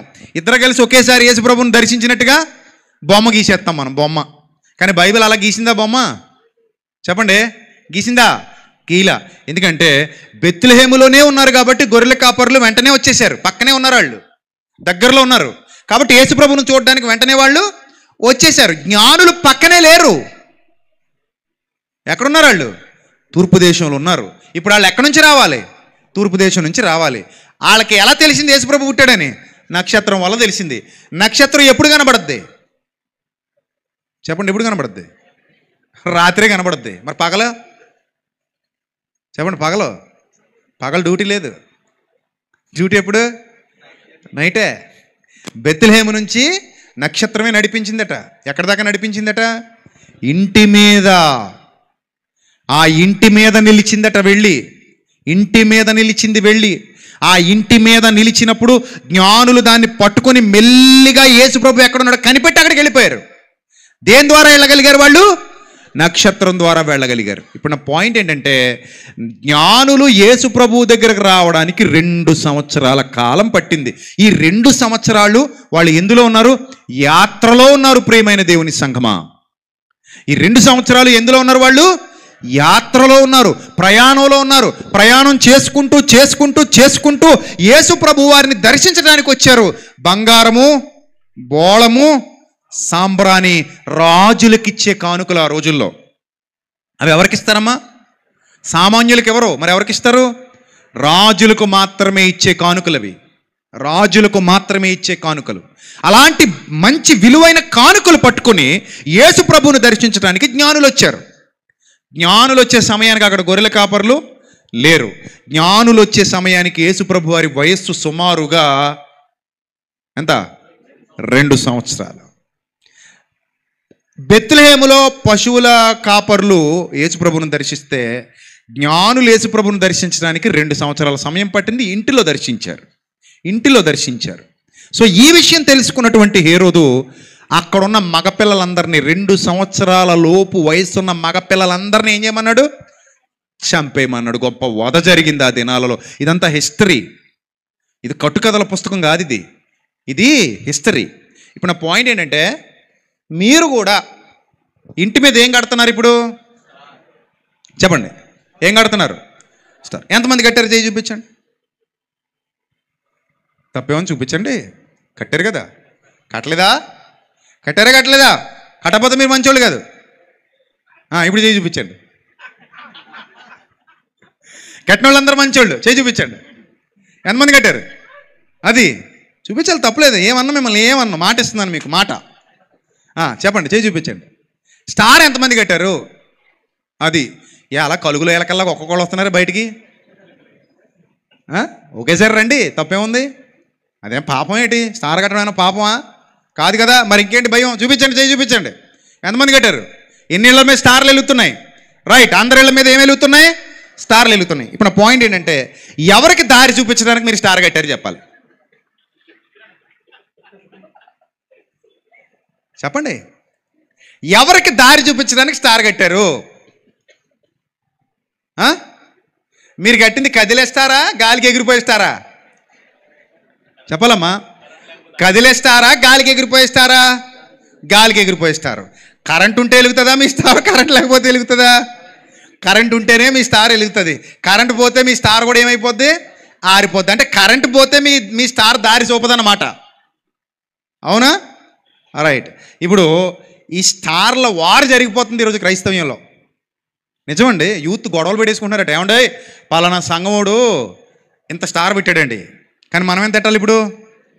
ఆడి మీద డబ్బలు ఇంకా పెద్దది ఉండాలి. అందుకని రాత్రంతా నిద్ర మానుకొని మరీ మన కుర్రాళ్ళు ఏం చేస్తున్నారు? స్టార్లు తయారు చేస్తున్నారు. ఇప్పుడు నా పాయింట్ ఏంటంటే, ఆ రోజు వెలసిన నక్షత్రం, బాగా అర్థం చేసుకోండి, ఆ రోజు వెలసిన నక్షత్రం జ్ఞానులు అని పిలువబడుతున్న వారిని క్రీస్తును పరిచయం చేసింది. దేవుని నామానికి మహిమ కలుగును గాక. జ్ఞానులుగా పిలువబడుతున్న వారికి క్రీస్తును పరిచయం చేసింది ఎవరు? ఆ రోజు వెలిసినటువంటి ఆ గొప్పదైన నక్షత్రం. ఈ నక్షత్రం జ్ఞానులకే క్రీస్తును పరిచయం చేసింది. జ్ఞానులను క్రీస్తు దగ్గరికి నడిపించింది. ఏం చేసింది? క్రీస్తు దగ్గరికి జ్ఞానులను ఏం చేసింది? నడిపించింది. చిన్నది కాదు, అది చాలా గొప్పది. క్రీస్తును పరిచయం చేసింది. క్రీస్తు కొరకు వెలిగింది.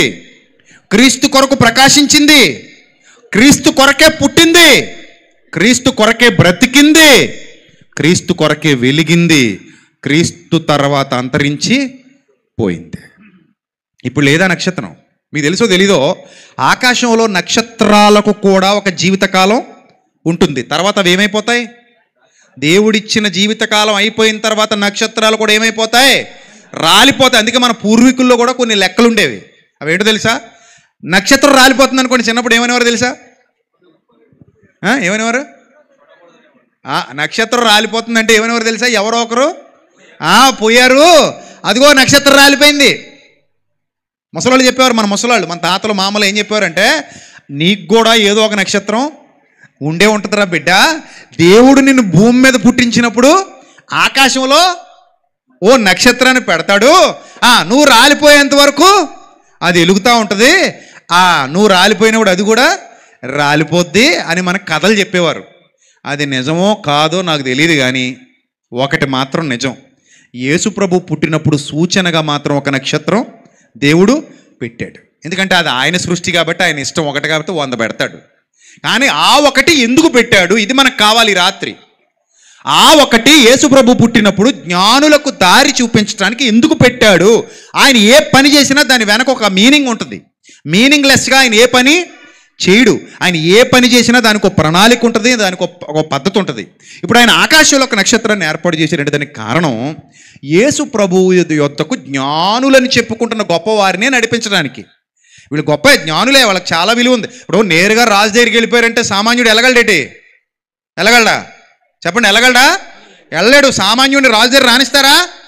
రానివ్వరు. ఇప్పుడు ఎవడు పడితే ఆడు వచ్చేసి నాకు ఎమ్మెల్యే గారు అపాయింట్మెంట్ కావాలంటే ఇచ్చేస్తారేటి? ఎవరో. ఆయనకంటూ ఒక వాల్యూ ఉంటుంది, ఆయనకంటూ ఒక హోదా ఉంటుంది, ఆయనకంటూ ఒక విలువైన సమయం ఉంటుంది. నువ్వు ఎప్పుడు పడితే అప్పుడు వెళ్ళిపోయి బాబు నీతో మాట్లాడాలి బాబు అంటే నీకు ఎవడో గేటు దగ్గర కూడా రానివ్వరు నిన్ను. ఆయన గౌరవం ఆయనకి ఇవ్వాలి కదా, ఆయన విలువ ఆయనకి ఇవ్వాలి. ఎందుకంటే ఆయన ఎన్నుకొనబడిన వాడు కనుక, ఎన్నుకొనబడిన వారు, ప్రజల చేత ఎన్నుకొనబడిన వారు కనుక ఆయనకంటూ ఒక వెయిట్ ఉంటుంది. ఇప్పుడు ఎమ్మెల్యే గారిని దాటిపోతే ఇంకా పైన ఎవరు ఉంటారు? మంత్రులు ఉంటారా? వాళ్ళని కూడా దాటిపోతే ఇంకెవరు ఉంటారు? ముఖ్యమంత్రి ఉంటారా? ఇప్పుడు ముఖ్యమంత్రి దగ్గరికి ఎప్పుడు వాళ్ళటప్పుడు బఠానీలు తిన్నట్టు వెళ్ళి వచ్చేయగలమంటే అవుతుందా? అంత ఈజీ కాదు కదా. ముఖ్యమంత్రిని కలవాలంటే కూడా ఏముంటుంది మరి? ఒక పద్ధతి, ఒక లెక్క, ఒక అపాయింట్మెంటు, ఒక టైము. ఎందుకంటే వాళ్ళకి ఇంకా ఎక్కువ పనులు ఉంటాయి, ఎందుకంటే వాళ్ళ యంత్రాంగం ఇంకా పెద్దది కాబట్టి. సో ఇప్పుడు రాజును కలవటానికి నేరుగా జ్ఞానులు వెళ్ళిపోయారంటే చిన్నోళ్ళ పెద్దోళ్ళ? చెప్పండి. గొప్పవాళ్లే గొప్పవాళ్ళ దగ్గరికి వెంటనే వెళ్ళగలుగుతారు.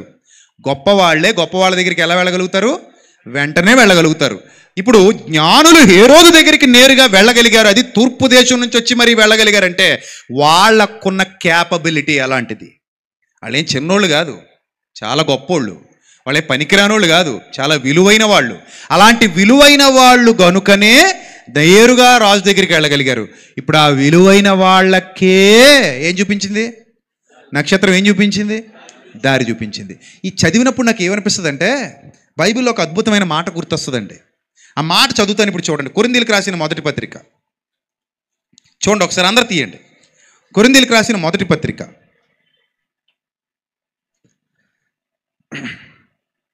కొరింథీయులకు రాసిన మొదటి పత్రిక మొదటి అధ్యాయము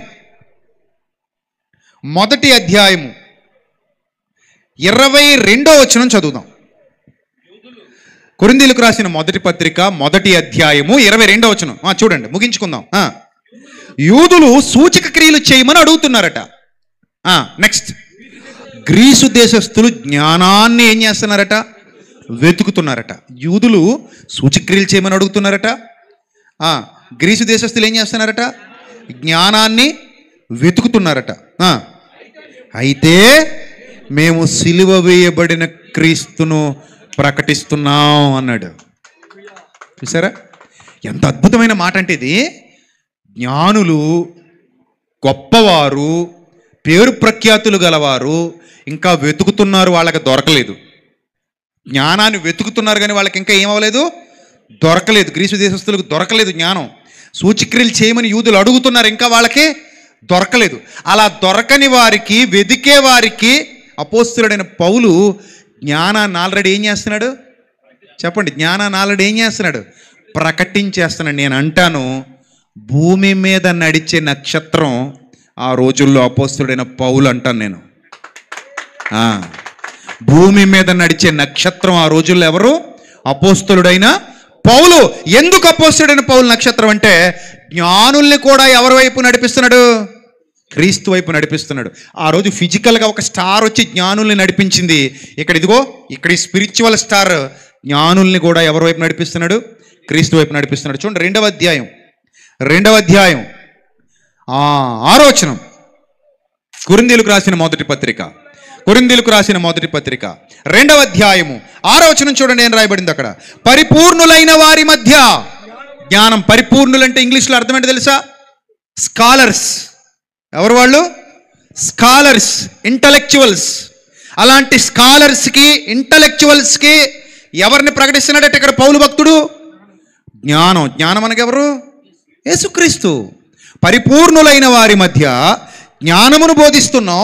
అది ఈ లోక జ్ఞానము కాదు, నిరర్ధకులైపోతున్న ఈ లోక అధికారుల జ్ఞానం కూడా కాదు, దేవుని జ్ఞానాన్ని మర్మమైనట్టుగా బోధిస్తున్నాం.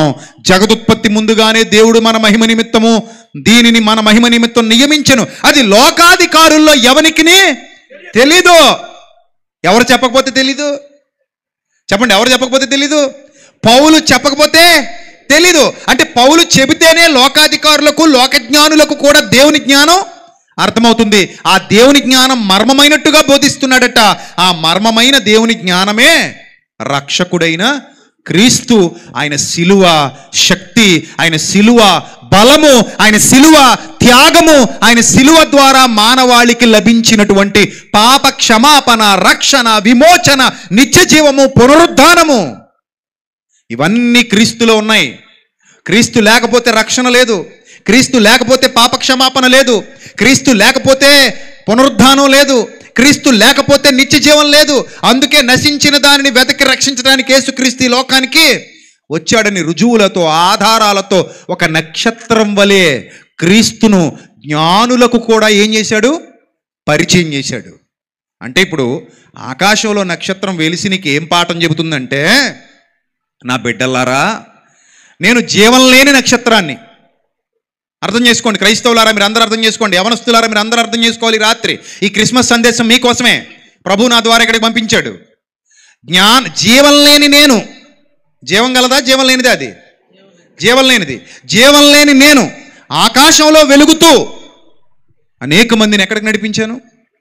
సత్యం వైపు నడిపించాను. జ్ఞానుల్ని సైతం ఎక్కడికి నడిపించాను? సత్యం వైపు నడిపించాను. నేటికి సింబాలిక్గా మీకు పాఠాన్ని నేర్పిస్తున్నాను. నేటికి సింబాలిక్గా మీకు ఏమి నేర్పిస్తున్నాను? పాఠాన్ని నేర్పిస్తున్నాను. పాఠం ప్రకృతిలో అది ఒక పాఠం. ఎలాంటి పాఠం అంటే, ఒక నక్షత్రం వెలుగుతూ జ్ఞానుల్ని క్రీస్తు యొద్దకు నడిపించింది. మరి మనం ఏం చేయాలి? ఆ నక్షత్రం బొమ్మ తెచ్చి ఇంటి మీద కట్టుకోవాలా?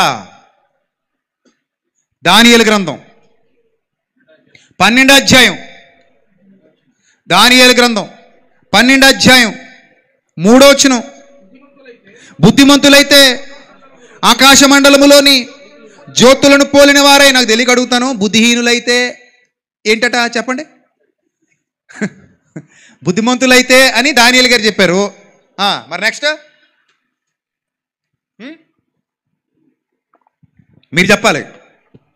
బుద్ధిమంతులైతే ఆకాశ మండలములోని జ్యోతులను పోలిన వారై ప్రకాశిస్తారు. బుద్ధిహీనులైతే ప్రకాశించరు. అంతే, వ్యతిరేక పదం. బుద్ధిమంతులైతే ఏం చేస్తారు? ఆకాశ మండలంలోని జ్యోతులను పోలిన వారై నక్షత్రాల వలె ప్రకాశిస్తారు. నీతి మార్గమును అనుసరించి నడుచుకొనున్నట్లు ఎవరు అనేకులను తిప్పుదురో వారు నక్షత్రం వలె నిరంతరం ప్రకాశిస్తారు. దేవుని నామానికి మహిమ కలుగునుగాక. అంటే ఇక్కడ ఈ నక్షత్రంతో ఎవరిని పోలుస్తున్నాడు చెప్పండి? ఎవరిని పోలుస్తున్నాడు? మనల్ని పోలుస్తున్నాడు. అంటే మనందరం దేవుని దృష్టిలో ఎలా కనబడుతున్నాం? నక్షత్రాలు. నక్షత్రం అయితే ఏం చేయాలి?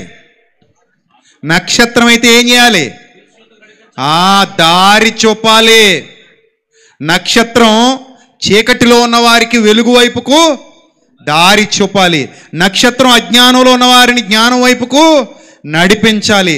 నక్షత్రం మూర్ఖత్వంలో ఉన్న వారిని మంచితనం వైపుకు నడిపించాలి. నక్షత్రం నాశనానికి వెళ్ళిపోయే వారిని నిత్యత్వం వైపుకు నడిపించాలి. నక్షత్రం ఆరిపోకూడదు. నక్షత్రం జ్వాల వలె మండాలి. నక్షత్రం జ్ఞానులకు సైతం దారిని చూపాలి. జ్ఞానుల్ని సైతం సత్యం వైపు నడిపించాలి. అది తెలివితో నడిపిస్తావా, యుక్తితో నడిపిస్తావా, భక్తితో నడిపిస్తావా, ఎలా అయినా సరే నువ్వు ఒక మండుతున్న దివిటి వలె మారాలి. ఇదంతా వదిలేసి 100 రూపాయలు పెట్టి ఒక ప్లాస్టిక్ స్టార్ తెచ్చి ఇంటి మీద కట్టుకుని నువ్వు ఇంట్లో బార్ పెట్టుకుని పడుకుంటున్నావు. ఇంటి మీద స్టారో, ఇంట్లో బారు. ఉన్నారు లేదా అలాంటి వాళ్ళు ఈరోజు మన క్రైస్తవ్యంలో? ఉన్నారు లేదా? మన ఒక ఆయన పెద్ద కాయలు 2 తెచ్చుకున్నాడట, పీకలు దాగి రోడ్డు మీద పడిపోయాడట. పొద్దునే ఎవడో లేపాడట, అరే నాయన ఇంట్లో మంచం మీద పడుకోవాలి కానీ ఈదిలో పందుల మధ్య పడుకున్నావు ఇంద్రా నాయన అని అడిగితే అన్నాడట, యేసుబాబు పుట్టాడు కదండి అన్నాడట. ఏంటట? యేసుబాబు పుట్టినందుకు పందుల మధ్యలో పడుకుంటావా? ఆరిదుర్మారు కూడా అంటే యేసుప్రభు పుట్టింది నువ్వు తాగి తందనాలాడటానికా? యేసుప్రభు పుట్టింది నువ్వు తాగేసి రోడ్డు మీద పడిపోవడానికా? అందుకు పుట్టాడా? సిగ్గుండక్కర్లా మీకు అలా తాగి పడిపోయే వాళ్ళకి. యేసుప్రభు పుట్టాడని తాగేస్తాడు వీడు. గుడ్ ఫ్రైడే రోజు యేసుప్రభు చచ్చిపోవడం తాగుతున్నాడు దరిద్రుడు. అరే నాయన, ఆయన పుట్టడం అయిపోయింది, ఆయన చనిపోవడం అయిపోయింది, ఆయన తిరిగి లేవడం అయిపోయింది, మళ్ళీ తాగి అయితే ఇంక జీవితాంతం తాగి చచ్చిపో. బుద్ధుండక్కర్లా. యేసుప్రభు నువ్వు తాగమని చెప్పడానికి యేసుప్రభు పుట్ల, నువ్వు తాగి తందనాలాడి రోడ్డు మీద పడిపోమని యేసుప్రభువు పుట్ల. యేసుప్రభు పుట్టింది నిన్ను ఒక నక్షత్రంగా మార్చడానికి. నువ్వు ఒక నక్షత్రంగా మారితే చూడాలని ఆయన అనుకుంటున్నాడు. నువ్వేమో ఇంటి మీద కట్టేసి ప్రభా ఇంటి మీద చూసుకుని ఆనందపడు ప్రభా, నేను నక్షత్రాన్ని కాదు ప్రభా అంటున్నావు. నువ్వు ఇంటి మీద స్టార్ వెలగాల, నీలో నువ్వే ఒక స్టార్గా వెలగాల. చెప్పి ఎవరు స్టార్? ఎవరు చెప్పండి స్టార్ ఎవరు? నువ్వే స్టార్. ఇది వదిలేసి ఆయన ఎవరో ఆ స్టార్ ఈ స్టార్ అని వాళ్ళంట పోతుంటావు. పోతావు బావా? మరి మొన్న ఒక పాప అమ్మాయిని ఒక అబ్బాయి చచ్చిపోయారా లేదా? సినిమా థియేటర్కి వెళ్ళి చచ్చిపోయారా? ఎందుకు వెళ్ళారు? స్టార్ని చూడడానికి వెళ్ళారు. తప్పు అక్కడ హీరోది కాదు, ముందు తప్పు ఎవరిది? ముందు వెళ్ళినోళ్ళు తప్పు. 4 రోజులు ఆగితే టీవీలో వచ్చేది అదేదో. అంతదాకా ఆగలాగా వెళ్ళి చచ్చిపోయారు వీళ్ళు. అవునా కదా? వెళ్ళిది తప్పు వెళ్ళిదే. ఎందుకు వెళ్ళాలి నువ్వు? అసలు అంత కంగారెట్టి నీకు అసలు అర్థం కాదు. ప్రాణాలు బాగొట్టుకోవడానికి వెళ్ళడం బుద్ధిహీనంగా, జ్ఞానం లేకుండా, వివేకం లేకుండా. దేనికైనా ఒక హద్దు ఉంటుందా ఉండదా? అది చిన్నపిల్లలు నేర్చుకుని వెళ్తారా? ఇది చాలా తప్పు. ప్రజలు చైతన్యవంతులు కావాలి, ప్రజలు వివేకవంతులు కావాలి, ప్రజలు జ్ఞానవంతులు కావాలి. ప్రాణాలు పోతే వెనక్కి తిరిగి రావు. ప్రాణం కంటే సినిమాలేవి గొప్పవి కావు. ప్రాణం కంటే ఏది గొప్పది కాదు. అలాంటి విలువైన ప్రాణాన్ని పోగొట్టుకున్నారు వాళ్ళు. ఇదేమి ఈరోజు కొత్త కాదు, నా చిన్నతనం నుంచి ఇలాంటివి జరుగుతూనే ఉన్నాయి. ఇప్పుడంటే ఇది ఈ మధ్య రీసెంట్గా జరిగింది కాబట్టి ఇప్పుడు మాడుకుంటున్నాం. ఇలాంటివి నా చిన్నతనం నుంచి జరుగుతూనే ఉన్నాయి. జనం అజ్ఞానం వైపుకు వెళ్ళిపోతున్న కొలది ఇలాంటివి జరుగుతూనే ఉంటాయి. మరి అలా అజ్ఞానం వైపు వెళ్ళిపోతున్న వారిని నువ్వు ఎటు నడిపించాలి? జ్ఞానం వైపు నడిపించాలి. నువ్వు ఒక సంస్కర్తగా మారాలి. నువ్వు సమాజాన్ని ఉద్ధరించే నాయకుడివి, నాయకురాలివి కావాలి. నువ్వు ఒక జ్యోతివి. అందుకే మీరు లోకమందు జ్యోతులు అన్నాడు ఆయన. ఆకాశ మండలంలో నక్షత్రాలు అన్నాడు. మీరు లోకమునకు, చెప్పండి గట్టి చెప్పండి, మీరు లోకమునకు వెలుగై ఉన్నారు. గట్టిగా చెప్పండి నాతో పాటు, మీరు లోకమునకు వెలుగై ఉన్నారు. అలా అయితే మీకు అర్థమవుదు. నేను మళ్ళా చెప్తాను, అదే చెప్పండి. నేను, గట్టి చెప్పాలి, నేను లోకమునకు వెలుగై ఉన్నాను. ఎవరితో చెప్పు ఇప్పుడు? మీరు అంటే పక్కడితో చెప్పినట్టుంది కదా. అందుకని నేను ఏమన్నాను? నేను అన్నాను. నేను అని చెప్పుకుంటున్నప్పుడు నువ్వు ఎవరితో చెప్పావు అనిపించింది నీకు? చెప్పు, ఎవరితో చెప్పావు? నీతో నువ్వే చెప్పుకున్నావు. అప్పుడు నువ్వు చెప్పు, నేనే స్టార్. ఎవరు? నీకు నువ్వే స్టార్. నిన్ను మించిన స్టార్ ఎవడో లేడు. నీకు నువ్వే స్టార్. వెలుగు, దేదీప్యమానంగా వెలుగు, ప్రజ్వరిల్లు, ప్రకాశించు, అనేక మందికి దీవెనకరంగా మారు, అనేక మందికి ఆశీర్వాదంగా మారు. నిన్ను చూసి 10 మంది చప్పట్లు కొట్టే స్థానానికి ఎదుగో. అది నాలో దేవుడు కోరుతున్నది. నువ్వు ఆరిపోవాలని కాదు. నా ప్రియ తమ్ముడు, చెల్లెమ్మ, యవనస్తులారా గుర్తుపెట్టుకోండి, చాలా విలువైనది సమయం. పాడు చేసుకోవాలన్నా ఇదే జీవితం, బాగు చేసుకోవాలన్నా ఇదే జీవితం, ఎదగాలన్నా ఇదే జీవితం, నాశనం అయిపోవాలన్నా ఇదే జీవితం, గొప్పగా మారాలన్నా ఇదే జీవితం, ఎందుకు పనికి రాకుండా పోవాలన్నా ఇదే జీవితం. మొదట చెప్పినట్టుగా రాతలు కాదు నీ చేతలు దృష్టి పెట్టుకో. ఒకడి పతనానికి కారణం వాడి క్రియలు, ఒకడి అభివృద్ధికి కారణం వాడి ప్రభావవంతమైన ఆలోచనలు. అందుకే ప్రభు అంటున్నాడు, నీ రాత నువ్వే రాసుకో అన్నాడు ఆయన. ఏమన్నాడు? నీ రాత నువ్వే రాసుకో. మనుష్యుడా, నువ్వు ఏం విత్తుతావో ఆ పంట కోస్తావు. అంటే విత్తేది ఏం విత్తుతున్నావో జాగ్రత్తగా చూసుకో. అంటే నీ రాత నువ్వే రాసుకో అన్నాడు ఆయన. ప్రభువే చెప్పాడు, నువ్వేం విత్తుతున్నావో జాగ్రత్తగా చూసుకో, నీ రాత నువ్వే రాసుకో. నీ రాత నువ్వే రాసుకో. నీ భవితను నువ్వే తీర్చి దిద్దుకో. ఉత్తమమైన మార్గాలలో నడువు. సుందరమైన పాదాలు కలిగి ముందడుగు వెయ్యి. ఎవరి చేత అనిపించుకోకు. అందరికీ చెప్పే స్థాయికి ఎదుగు. ఒకరితో చెప్పించుకునే స్థాయికి దిగజారిపోకు.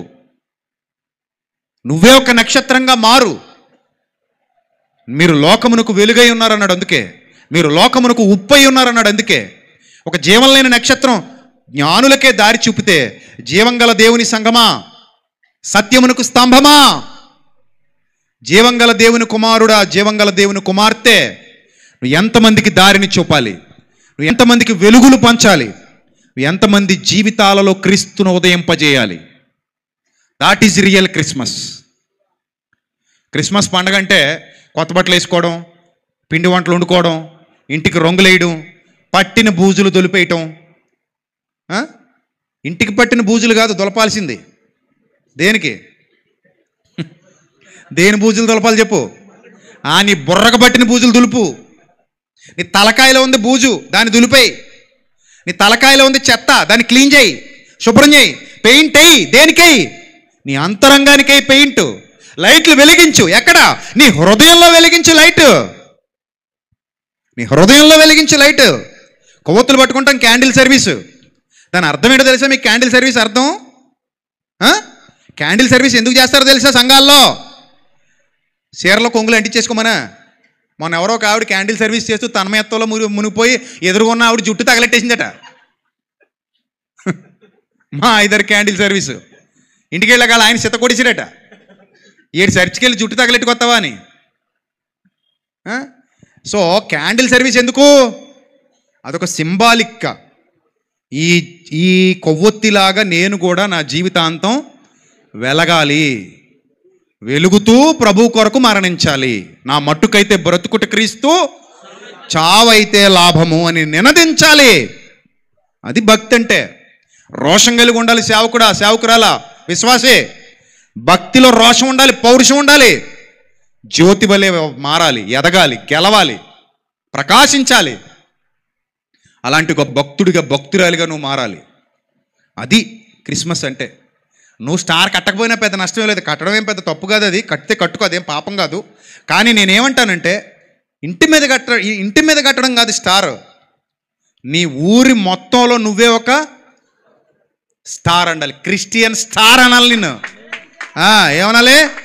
క్రిస్టియన్ స్టార్ అనాలి.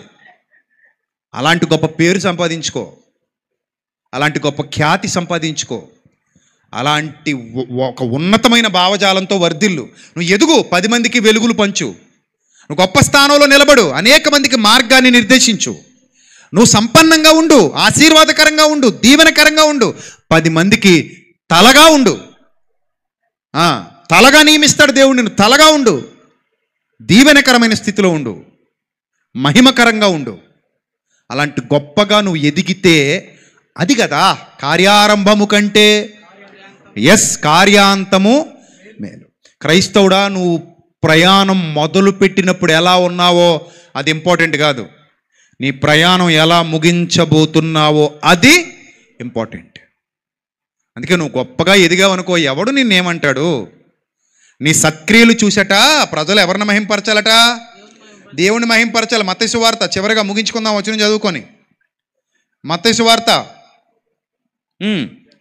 5వ అధ్యాయము 15వ వచనం 14 నుంచి చదువుదాం. మత్తయి సువార్త 5వ అధ్యాయం 14. అందరూ చదవాలి. మీరు లోకమునకు వెలుగై ఉన్నారు. కొండ మీద ఉండే పట్టణం, ఇంటి మీద ఉన్న స్టార్ మరుగై ఉండదు. అందరికి కనబడాలని మనం ఎక్కడ కడుతున్నాం దాన్ని? బెడ్రూమ్లో కట్టామా, మేడ మీద కట్టామా? అయ్యో, మళ్ళీ మేడ మీద కర్రేసి మరీ కడతాం. ఎందుకు? వీధిలో అందరికి కనబడాలని. ఎందుకే కనబడాల్సింది అదా నువ్వా? వీధిలో అందరికీ వెలుగుతూ కనబడాల్సింది అదా నువ్వా? నువ్వు అంటున్నాడు దేవుడు, మీరు లోకమునకు వెలుగై ఉన్నారు. 15వ వచనం, మనుష్యులు దీపము వెలిగించి, అంటే నీ విశ్వాస జీవితం దీపంతో పోల్చబడింది ఇక్కడ. నీ భక్తి జీవితం దీపంతో పోల్చబడింది. రక్షణ పొందిన నీ ఆత్మీయ జీవితం దీపంతో పోల్చబడింది ఇక్కడ. మనుష్యులు దీపము వెలిగించి, కొంచెం కింద పెట్టకూడదు, అది ఇంట నుండి వారందరికీ వెలిగించుటకై. ప్రకటన గ్రంథంలో చెప్తాడు దీపస్తంభం గురించి. ప్రకటన గ్రంథంలో రాయబడింది దీపస్తంభం గురించి. సంగమా, ఎక్కడ పెట్టాలట? నువ్వు దీపస్తంభం మీద పెట్టబడాలి. మనుష్యులు ఆ దీపస్తంభం మీద వెలుగుతున్న దీపాన్ని చూచి, అనగా నీ సత్క్రియలను చూచి. మనుషులు ఏం చూడాలి? మనుషులందరూ ఏం చూడాలి? మనుషులందరూ ఏం చూడాలి? క్రైస్తవుడా, నీ సత్క్రియలు చూడాలి. ఇదిగో ఈరోజు ఇక్కడ జరుగుతుంది సత్క్రియ. ఇక్కడ వాళ్ళందరూ కలిసి ఏర్పాటు చేసిన గొప్పదైన సత్య సంబంధమైన క్రియ, దేవుని మాట పంచుతున్నారు. ఇది గౌరవం, అవమానం కాదు ఇది. మనుష్యులు మీ సత్క్రియలు చూడాలి. మీ సత్క్రియలు చూచి పరలోకమందున్న మీ తండ్రిని ఏం చేయాలి? మహిమ పరచాలి. మన ఊళ్ళో ఎంత పెద్ద స్టార్ కట్టారా అంటే మహిమ కాదు అది. ఎంత మంచి లైటింగ్ పెట్టారు వీళ్ళు, అది మహిమ కాదు. వదినా నీ చీర క్రిస్మస్ చీర మెరిసిపోతుంది దగ్గ దగ్గ దగ్గ దగ్గను, ఎక్కడ కొన్నావు? అది మహిమ. అది మహిమ. అది మహిమ కాదు, మనుషుల మెప్పది. మనుష్యులు నీ సత్క్రియలు చూసి పరలోకమందున్న మీ తండ్రిని ఏం చేయాలట? మహిమపరుచునట్లు వారి ఎదుట. ఎంత మంచి మాట, ఎంత మంచి మాట. వారి ఎదుట మీ ఇంటి మీద స్టార్ వెలుగు ప్రకాశింపనీయుడా? మరి ఏ వెలుగు? అది మీ వెలుగు ప్రకాశింపనీయుడి. అంటే మీరే నక్షత్రాలు, మీరే స్టార్లు, మీరే దీపాలు, మీరే జ్యోతులు, మీరే కాంతులు వెదజల్లే దివ్యలు, మీరే జ్ఞానులకు సైతం దారి చూపే అద్భుతమైన స్టార్లు. ఇది మీకు అర్థమైతే అది నిజమైన క్రిస్మస్. యేసుప్రభు అందుకే పుట్టాడు. సత్యమును గూర్చి సాక్ష్యం ఇచ్చుటకు నేను పుట్టి తిని, సత్యమును గూర్చి సాక్ష్యం ఇచ్చుటకు నేను పుట్టి తిని. ఆ సత్యానికి మీరు స్తంభాలుగా ఉంటే యేసుప్రభు పుట్టుకకు అది అసలైన పరమార్థం. మీరు సత్యాన్ని తాకట్టు పెట్టేసి, సత్యాన్ని గాలికి వదిలేసి, సత్యాన్ని పట్టించుకోవడం మానేసి స్టార్ గట్టి పండగ చేసేస్తానంటే యేసుప్రభుకి ఎలాంటి ప్రయోజనం లేదు. క్రైస్తవుడు కరిగే కొవ్వొత్తి లాంటోడు. బతికినంతకాలం 10 మందికి మంచి చేసే చచ్చిపోతాడు. ఎవరికి ఏ కీడు ఏ హాని తలపెట్టడు. అది గుర్తుపెట్టుకోండి. ఈరోజు చాలా మందికి చెప్తున్నాను, క్రైస్తవులు దేశంలోంచి వెళ్ళిపోవాలి, క్రైస్తవులు అక్కడికి పోవాలి. ఎవరో అఘోరి అంట చంపేద్దంట పాపం క్రైస్తవులు. మరి ఏమన్యాయం చేసాము ఆవిడికి? 4 జతల బట్టలు ఇవ్వండి. మరి అలా రోడ్ల మీద తిరుగుతుంది ఆవిడ. క్రైస్తవులు నరికేస్తాను పొడిచేస్తానంటుంది. ఏం పాపం చేశారని నరికేస్తావు మా తల్లి? నువ్వు తల్లి అనాలో తండ్రి అనాలో కూడా అర్థం అవ్వట్లేదు. ఏం పాపం చేశారని చంపేస్తావు? ఏం పాపం చేశారని నరికేస్తా. కత్తి చూపిస్తుంది మళ్ళీ వీడియోలో. ముస్లింలందరినీ నరికేస్తాను, క్రైస్తవులందరినీ నరికేస్తాను. ఏంటది? ఇదా మంచి పద్ధతి? అది అమ్మా నువ్వు బాగుపడతావంటే మేము చంపించుకోవడానికి సిద్ధం, నరికే తల్లిదా.